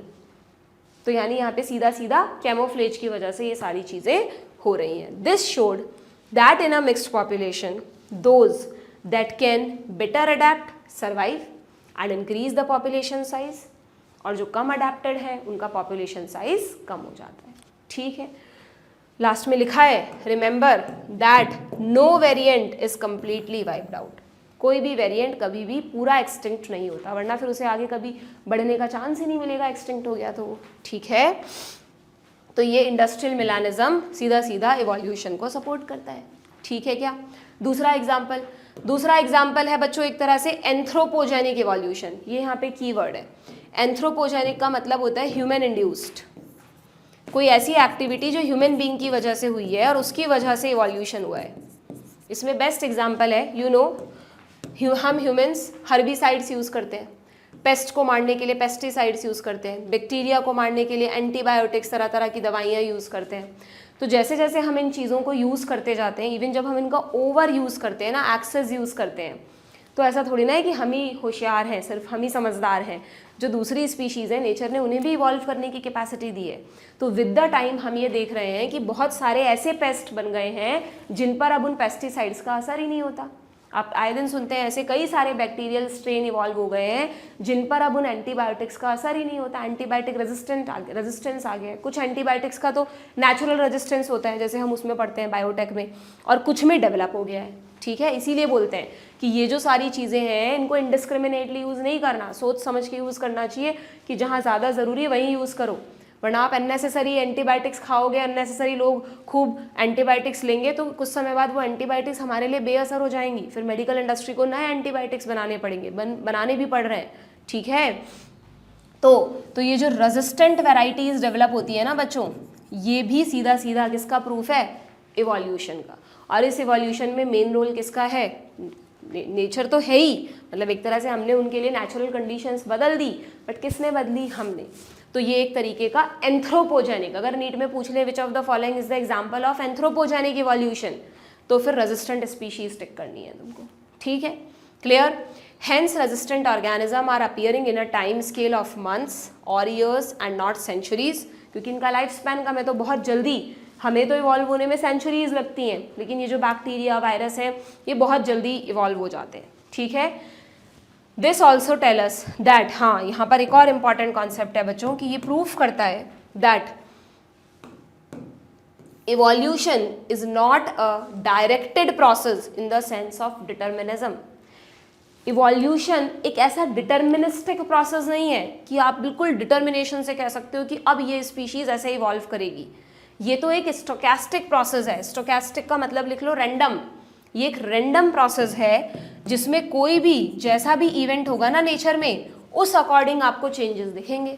It is a stochastic process based on chance events in nature and chance mutations in organisms. Organism में जो भी चांस म्यूटेशन होते हैं, नेचर में जो भी अचानक से कोई चेंज आ गया, अगर वो स्पीशीज अडेप्ट कर गई तो सर्वाइव कर जाएगी, नहीं करी तो सर्वाइव नहीं कर पाएगी। समझ में आ गई ना बात आप लोगों को? तो ये भी इवोल्यूशन का एक बहुत बड़ा प्रूफ है। ये स्टेटमेंट एज इट इज आ सकता है, आपसे नीट में पूछ सकते हैं, इंपॉर्टेंट है। ठीक है, समझ में आ गई क्या आपको ये सारे एविडेंसेस? लास्ट एविडेंस और देख लो, in the form of adaptive radiation. समझना, ये भी समझने वाला कॉन्सेप्ट है। जब एविडेंसेस ऑफ इवोल्यूशन की बात हो रही है तो उसमें एक और बहुत, ये वैसे बहुत डिटेल्ड एविडेंस है बच्चों, उसको बहुत अलग अलग पहले इसके टाइप्स होते हैं, वो सब पढ़ने होते हैं, हम वो सब नहीं पढ़ रहे, हम सीधा एडेप्टिव रेडिएशन पर आ रहे हैं। ये वो एविडेंस है जो किसी पर्टिकुलर जियोग्राफिकल रीजन को स्टडी करने पर मिलते हैं हमको। ठीक है, कि अलग भाई हमारे अर्थ पर तो बहुत तरह के अलग अलग जियोग्राफिकल एरियाज़ हैं, सबके क्लाइमेटिक कंडीशंस अलग हैं, रिसोर्स अवेलेबिलिटी अलग अलग है। तो क्या इन सब चीज़ों से भी इवोल्यूशन होता है? बिल्कुल होता है। डार्विन ने ही इस चीज़ को प्रूव किया जब वो गैलापागोस आइलैंड पर पहुंचे अपने HMS बीगल शिप में घूमते हुए। वहाँ पर उन्हें बहुत अलग तरह की बर्ड्स दिखी जो कि फिंचेस बर्ड्स थी, तो लोगों ने उसको डार्विन्स फिंचेस नाम दे दिया। ठीक है, इन फिंचेस बर्ड में क्या देखा उन्होंने कि एकदम से देख रहे थे ना जब वो उस आइलैंड पर, तो उनको वो बर्ड्स एक जैसे ही लग रहे थे, लगभग उनका जो कलर है, बॉडी साइज है, लगभग सेम सा था। पर जब ध्यान से उन्होंने स्टडी किया तो उन फिंचेस का बीक पैटर्न एक दूसरे से अलग था। किसी की बीक आगे से थोड़ी चौड़ी थी, ब्लंट थी, किसी की एकदम लंबी शार्प पॉइंटेड थी। मतलब बहुत ध्यान से देखेंगे तभी पता चल रहा था, वरना तो ऐसे ही लग रहा था ये सब सेम ही स्पीशीज़ होंगी। पर जब डार्विन ने ध्यान से देखा तो उन्होंने कहा इनके तो बीक पैटर्न अलग है और इतने ज़्यादा अलग है कि इनकी फीडिंग हैबिट भी अलग है। भाई बट ऑब्वियस बीक पैटर्न क्यों बदला होगा, खाना खाने में कुछ चेंज हुआ होगा उनमें, भी बताऊंगी क्या हुआ। इवन ये इतने अलग अलग हो चुके थे बीक पैटर्न की वजह से कि they are behaving as a different species, यानी अब ये इससे ब्रीड नहीं कर सकता, ये इससे नहीं कर सकता, ये इससे नहीं कर सकता, जबकि बाहर से देखने पर लगभग मॉर्फोलॉजी एक ही दिख रही है, एकदम से लगेगा ये एक ही स्पीशीज के मेंबर है। ये क्यों हुआ? तो डार्विन ने इसको अडैप्टिव रेडिएशन के कॉन्सेप्ट से समझाया। डार्विन ने कहा कि अगर एक स्पीशीज है जिसके पास एक रेस्ट्रिक्टेड जियोग्राफिकल एरिया है कि वो उस जगह को छोड़ के कहीं और नहीं जा सकते, उनके पास ऑप्शन नहीं है। भाई आइलैंड पर थे ना वो, तो गैलापागोस आइलैंड के चारों तरफ बहुत बड़ा समुद्र वगैरह होगा, तो वो जो बर्ड्स हैं वो इतना कंटिन्यूस नहीं उड़ सकती। जैसे मान लो कोई एक स्पीशीज़ है फिंचेस की, वहाँ पे एक स्पीशीज़ होगी मान लो कोई, ठीक है। ओरिजिनली ये सीड ईटर्स थे, सीड्स खाते थे, धीरे धीरे इनका नंबर बढ़ता गया, सीड्स और चाहिए थे, अब इनको कम पड़ रहे थे इनको, तो इनके पास दो ऑप्शन है, या तो ये क्या करें उस जगह से किसी दूसरी जगह चले जाएं, पर इतनी दूर उड़ के किसी और आइलैंड पर जाना या किसी और जगह जाना इनके लिए पॉसिबल नहीं था। तो दूसरा ऑप्शन कि ये अपनी फूड हैबिट बदल लें, इन्होंने उसी ऑप्शन को चुना। कुछ बर्ड्स ने क्या किया, इंसेक्ट्स को खाना शुरू कर दिया। शुरू में तो दिक्कत भी आई होगी ना इनको, जैसे तुम कोई कॉम्पिटिटिव एग्जाम की तैयारी शुरू करते हो नीट की, तो तुम्हें दिक्कत आती है, मैम समझ नहीं आ रही फिजिक्स केमिस्ट्री, पर धीरे धीरे जब अपने एफर्ट्स डालते रहते हो तो सब्जेक्ट पकड़ बना लेते हो। तो इन बर्ड्स ने भी जब इंसेक्ट खाना शुरू किया, दिक्कतें आई, खा पाए नहीं खा पाए, बट लेटर ऑन अगर ये अब वहाँ पे सक्सेसफुली दिख रही हैं डार्विन को, तो इसका मतलब धीरे धीरे इनमें वो अडेप्टेशन इतना अच्छे से हो गया कि इनमें जेनेटिक चेंजेस तक हो गए और इनकी बीक का पैटर्न ही बदल दिया। नेचर ने भी सपोर्ट करा, इनकी ऐसी बीक बना दी जिससे ये इजीली इंसेक्ट को पकड़ सके। कुछ वेजिटेरियन फिंचेस बन गई कि फूड वेजिटेबल्स खा रही हैं, सीड के अलावा और कोई पार्ट खा रही हैं प्लांट का, ठीक है। तो डार्विन ने कहा कि ये इवोल्यूशन क्यों हुआ, ये इवोल्यूशन इसलिए हुआ क्योंकि उनके पास एक कंडीशन थी कि वो उस जगह को छोड़ के कहीं और नहीं जा सकती थी। एक रेस्ट्रिक्टेड नैरो जियोग्राफिकल रीजन में प्रेजेंट थी वो, उनको अपनी पॉपुलेशन को सर्वाइव भी करना था और जो भी वहाँ अवेलेबल ऑप्शंस हैं उन्हीं से काम चलाना था।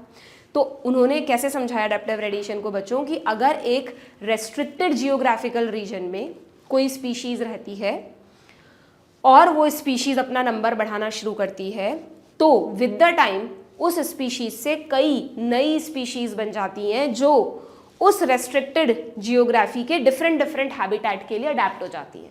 डिफरेंट हैबिटेट क्यों बोल रही हूँ मैं, ऑल ओवर तो एक ही हैबिटेट है वो आइलैंड, बट उस आइलैंड में जो इंसेक्ट्स खा रही है उनका अलग हैबिटेट मानेंगे हम, जो सीड्स खा रही है उनका अलग हैबिटेट मानेंगे। मतलब एक ही आइलैंड पर डिफरेंट वेकेंट हैबिटेट पड़े हैं। वेकेंट क्यों बोल रही हूँ, क्योंकि अगर मान लो जिस जगह उन्होंने इंसेक्ट्स को खाना शुरू किया, अगर वहाँ पहले से ही कोई स्पीशीज़ बहुत ज़्यादा अडेप्टेड है, खूब इंसेक्ट्स को खाने वाले रहते हैं, तो ये बर्ड्स कहाँ जगह बना पाती है अपने लिए, वहाँ पे ऑप्शन था, इनके पास रिसोर्सेज थे, तभी तो ये इवोल्यूशन हुआ ना।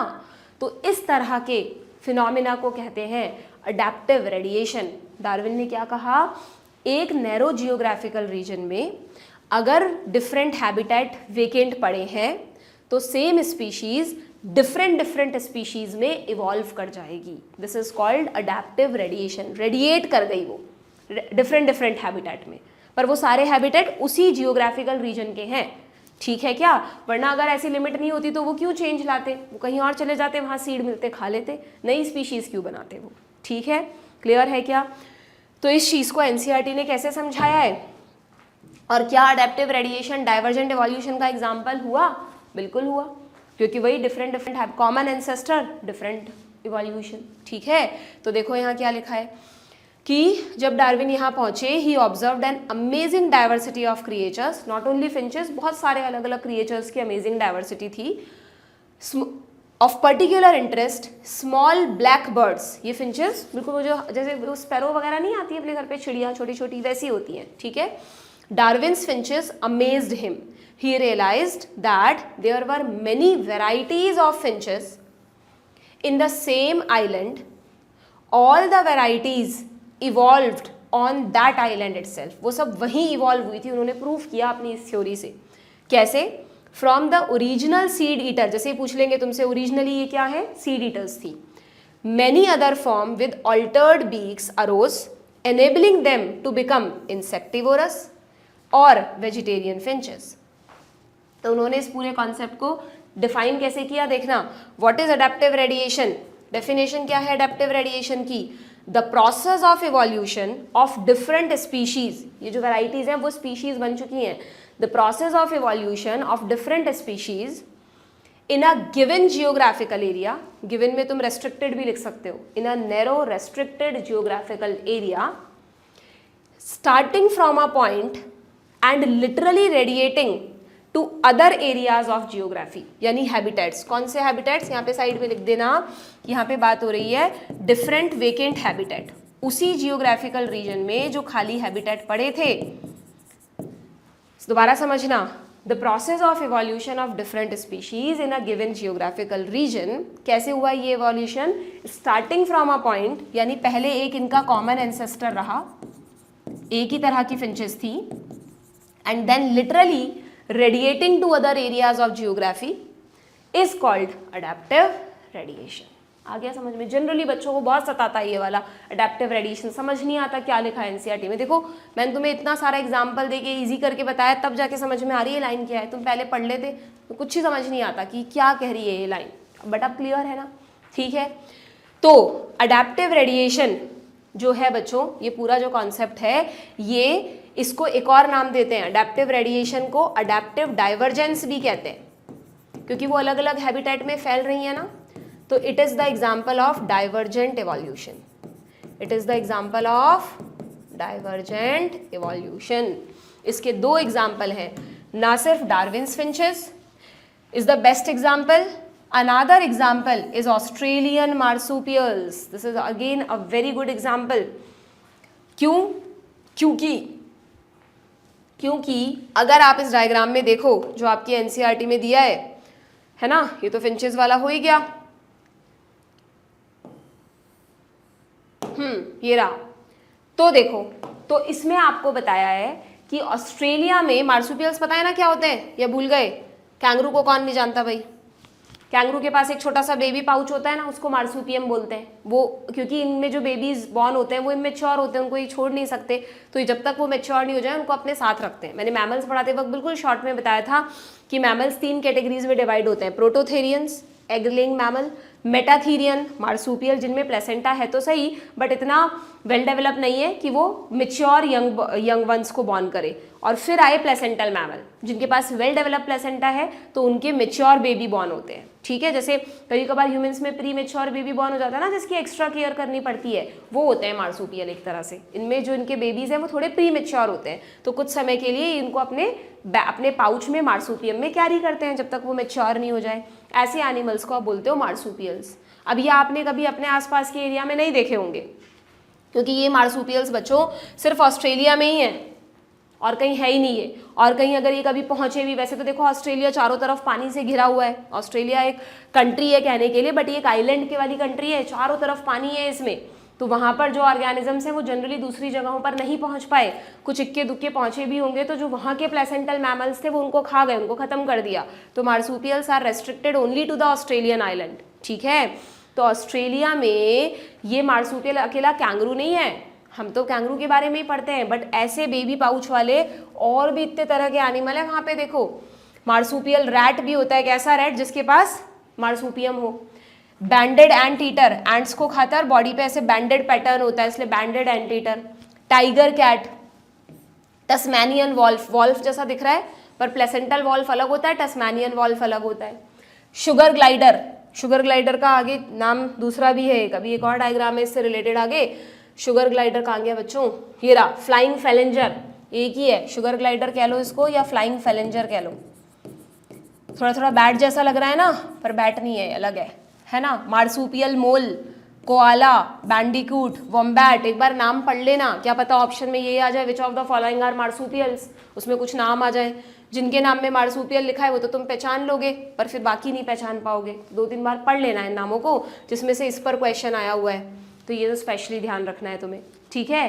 तो ये जो मार्सूपियल्स थे, जब इनको स्टडी किया तो ये मतलब एक्चुअली इसी को अडेप्टिव रेडिएशन से कैसे समझाया कि हो सकता है ऑस्ट्रेलिया में भी शुरू में एक ही तरह के मार्सूपियल स्पीशीज हो, पर जैसे जैसे उनका नंबर बढ़ा रिसोर्सेज कम पड़े। अब वो ऑस्ट्रेलिया को छोड़कर तो कहीं जा नहीं सकते थे, तो ऑस्ट्रेलिया में ही उन्होंने क्या किया, जो भी डिफरेंट हैबिटेट खाली थे वहाँ पर वो जाते गए, रेडिएट करते गए, और वहाँ के अकॉर्डिंग उनमें चेंजेस आते गए, वो इवॉल्व होते गए in the different species. Finches में तो फिर भी इतने वेरिएशन नहीं आए थे, बट यहाँ तो बिल्कुल ही अलग अलग तरह के एनिमल्स बने। बट फिर भी इन सब में एक कॉमन बात है कि दे ऑल हैव पाउच मार्सूपियम। इसका मतलब इनका कॉमन एंसेस्टर रहा है। तो एक ही एंसेस्टर से एक ही geographical region that is Australia में डिफरेंट वेकेंट हैबिटेट्स में जो नई स्पीशीज इवॉल्व हो रही हैं, वो किसका एग्जाम्पल है बच्चों, अडेप्टिव रेडिएशन का। समझ में आ गई क्या बात आप लोगों को अच्छी तरह से। तो अब एनसीईआरटी में क्या किया ना, गड़बड़ हो गई है। क्या गड़बड़ हो गई है देखना कि एनसीईआरटी में यहाँ तक तो ठीक है भैया, number of marsupial each different from the other evolve from an ancestral stock but all within the Australian island continent, यहाँ तक का तो बिल्कुल ठीक है बात। अब यहाँ से एक लाइन शुरू कर दी इन्होंने, नई लाइन जो अडेप्टिव रेडिएशन से रिलेटेड है, बट ये जो अब कॉन्सेप्ट आगे इन्होंने समझाया है ना, ये अडेप्टिव डाइवर्जेंस का कॉन्सेप्ट नहीं है। एक और कॉन्सेप्ट होता है जिसको बोलते हैं अडेप्टिव कन्वर्जेंस, उसको समझा दिया है यहाँ पे। क्या है ये समझना। इस अडेप्टिव कन्वर्जेंस में क्या होता है बच्चों, अब इसके लिए वैसे तो एनसीईआरटी में एक अलग से हेडिंग होनी चाहिए थी, क्योंकि अडेप्टिव डाइवर्जेंस अलग है, अडेप्टिव कन्वर्जेंस अलग है, बट साथ में ही समझा दिया, कोई बात नहीं है, तुम समझ लो कि ये कॉन्सेप्ट क्या है। ये जो तीसरा डायग्राम है ना, इसमें देखो क्या बताया है तुमको। इस तीसरे डायग्राम में तुमको देखो लिखा है picture showing convergent evolution of Australian marsupial and placental mammal. बहुत कंफ्यूजन होता है बच्चों को कि अभी तक तो हम कह रहे थे कि ये जो डायग्राम है मार्सूपियल्स का, ये किसको रिप्रेजेंट कर रहा है, डाइवर्जेंट इवोल्यूशन को। इससे पहले जो फिंचेस का एग्जाम्पल पढ़ा हमने, वो भी किसको रिप्रेजेंट कर रहा है, डाइवर्जेंट इवोल्यूशन को। बिल्कुल ठीक है, अडेप्टिव रेडिएशन या अडेप्टिव डाइवर्जेंस के एग्जाम्पल है ये। अब ये कन्वर्जेंट इवोल्यूशन कहाँ से आ गया इसमें, तो इसको तुम ऐसे समझो बच्चों कि ये जो पूरा पार्ट है ना, ये जो पूरा पार्ट है, ये एक, this is one line of adaptive radiation, ये एक अलग से अडेप्टिव रेडिएशन का एग्जाम्पल है। अगर मैं ओनली मार्सूपियल्स को देखूं तो मार्सूपियल्स किसको इंडिकेट करते हैं, अडेप्टिव रेडिएशन को, कि एक एंसेस्टर से सारे मार्सूपियल बने। ऐसे ही अगर मैं अलग से प्लेसेंटल मैमल्स को स्टडी करूं तो placental mammals is another line of adaptive radiation. ये अलग से एक अडेप्टिव रेडिएशन है, अभी मिक्स मत करना, अलग अलग देख रहे हैं, ऑफ अडेप्टिव रेडिएशन, यस और नो। कि जैसे हम मार्सूपियल के लिए कह रहे हैं, वो थ्योरी हम प्लेसेंटल मैमल्स पे भी तो लागू कर सकते हैं ना, कि शुरू में एक तरह के प्लेसेंटल मैमल्स की स्पीशीज बनी होगी, धीरे धीरे नंबर बढ़ा, अलग अलग हैबिटेट में गए, अलग अलग तरह के मैमल्स बने, पर सब विविपेरस है, सब में वेल डेवलप प्लेसेंटा है, तो सबका कोई कॉमन एंसेस्टर रहा होगा, है ना। तो ये एक लाइन ऑफ अडेप्टिव रेडिएशन हो गई। अब अगर हम दो तरह के अडेप्टिव रेडिएशंस को साथ में कंपेयर करें, एक किसका, मार्सूपियल्स का, एक किसका, प्लेसेंटल मैमल्स का, तो क्या हमें इन दोनों में भी कोई सिमिलैरिटी मिल रही है क्या, तो यस। जब वैसे नॉर्मली प्लेसेंटल मैमल्स मैंने आपको क्या कहा, बाकी सब जगह पर खूब सारे, और मार्सूपियल नहीं है बाकी जगहों पर। और ऑस्ट्रेलिया में कैसा है बच्चों, ऑस्ट्रेलिया में मार्सूपियल खूब सारे हैं, प्लेसेंटल मैमल्स वहाँ कंपैरेटिवली कम है, इसीलिए मार्सूपियल्स वहाँ सर्वाइव कर पाए। अगर वहाँ प्लेसेंटल मैमल मार्सूपियल से भी ज़्यादा होते ना बच्चों, तो हो सकता है मार्सूपियल वहाँ से भी एक्सटिंक्ट कर चुके होते, क्योंकि प्लेसेंटल मैमल इनके बच्चों को खा जाते, कैसे सर्वाइव कर पाते, समझ रहे हो मेरी बात। बट यस, ऑस्ट्रेलिया में भी कुछ प्लेसेंटल मैमल्स तो हैं। तो अगर हम सेम जियोग्राफिकल रीजन में दो अलग अलग अडेप्टिव रेडिएशन को स्टडी कर रहे हैं, यानी ऑस्ट्रेलिया में मैं एक मार्सूपियल को एक प्लेसेंटल मैमल से कंपेयर करूं और मुझे उन दोनों में कोई सिमिलैरिटी मिल जाए, तो इसका मतलब इसको कहते हैं अडेप्टिव कन्वर्जेंस। कि मान लो एक हैबिटेट में मार्सूपियल मोल डेवलप हुए और उसी हैबिटेट में एक प्लेसेंटल मैमल उनसे इवॉल्व हुए, और वो जो प्लेसेंटल मैमल था उसका नाम है मोल। सेम हैबिटेट में डेवलप हो रहे हैं ना दोनों, तभी तो इतने ज़्यादा सिमिलर हैं दोनों एक दूसरे से दिखने में। ओके, तो ये जो दोनों हैं ये आपस में किसको इंडिकेट करते हैं? This is the example of adaptive convergence, convergent evolution को इंडिकेट करते हैं ना, या नहीं? बताओ, कन्वर्जेंट इवोल्यूशन कब होता है? एनालॉगी में बताया था मैंने, जब अलग अलग जगह के लोग एक ही हैबिटेट में रहने आ गए। तो ये जब रेडिएशन देख रहे थे हम, डिफरेंट डिफरेंट हैबिटेट देख रहे थे, यहाँ पर भी डिफरेंट डिफरेंट हैबिटेट देख रहे थे। अब इस वाले हैबिटेट यानी सेम हैबिटेट में दो अलग अलग ग्रुप को स्टडी कर रहे हैं, तो उसको क्या बोलते हैं? Adaptive convergence. कि यस, ऐसा भी पॉसिबल है कि सेम हैबिटेट में कोई एक पर्टिकुलर स्पीशीज है तो धीरे धीरे उससे एक नई स्पीशीज इवॉल्व हो जाए, दोनों एक दूसरे से अलग भी होंगी और उनमें कुछ सिमिलैरिटीज भी होंगी।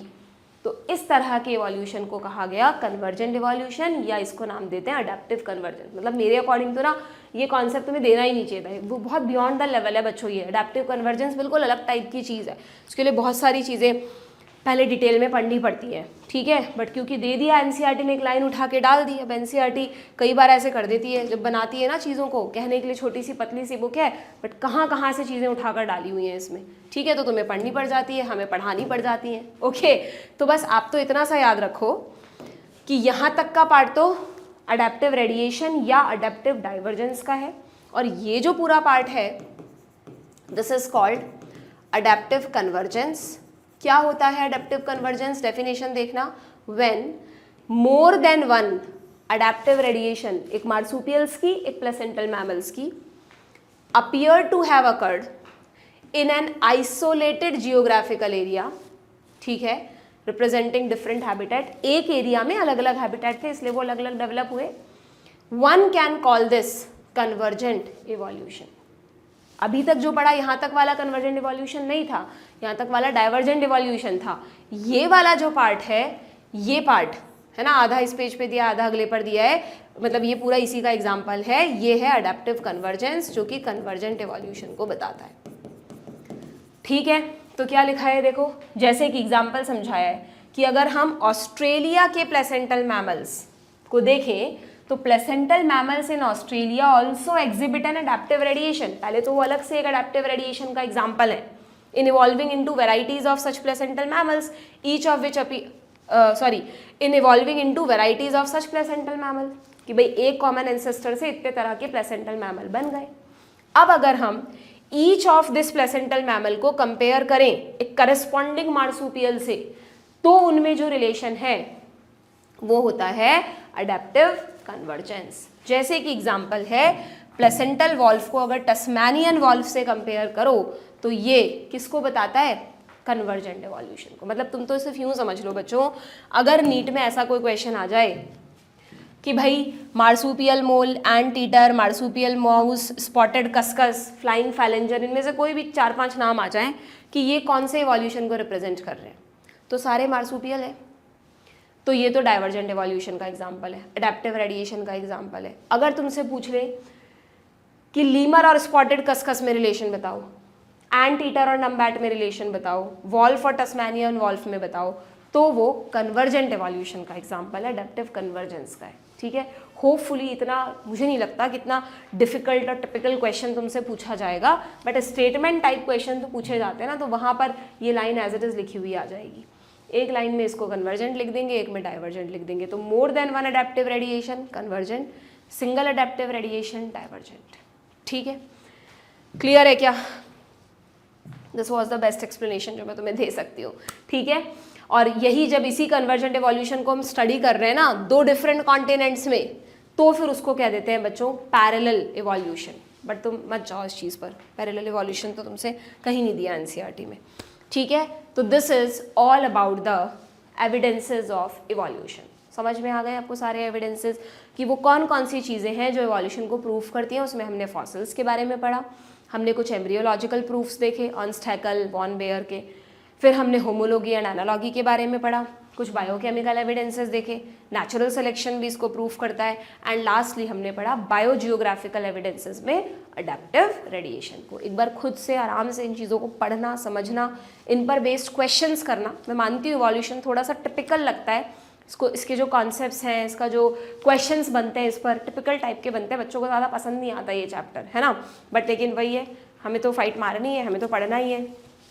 ऐसा तो नहीं है ना टफ है ये सोच के हम छोड़ के चले जाएं, पता लगा नीट में इससे 3 क्वेश्चन आ गए, हमारे तो लॉस हो गया उन क्वेश्चन का। तो पढ़ना आपको सब कुछ है, पूरी कोशिश करनी है समझने की, क्वेश्चन प्रैक्टिस करो, कहीं भी अटक रहे हो कमेंट बॉक्स में मुझसे पूछ लो, I will reply, I will help you.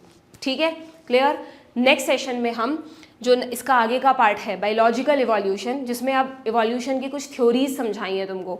Darwin की थ्योरी है ना जो नेचुरल सिलेक्शन की, वो डिटेल में है, थोड़ी सी लेमार्किज्म की थ्योरी है, फिर हार्डी वीनबर्ग, सबसे एक और इम्पॉर्टेंट पार्ट इस चैप्टर का जिस पर अगेन फ्रिक्वेंटली क्वेश्चन बनते हैं, वो सब हम करेंगे नेक्स्ट सेशन में। ठीक है, गुड बाय।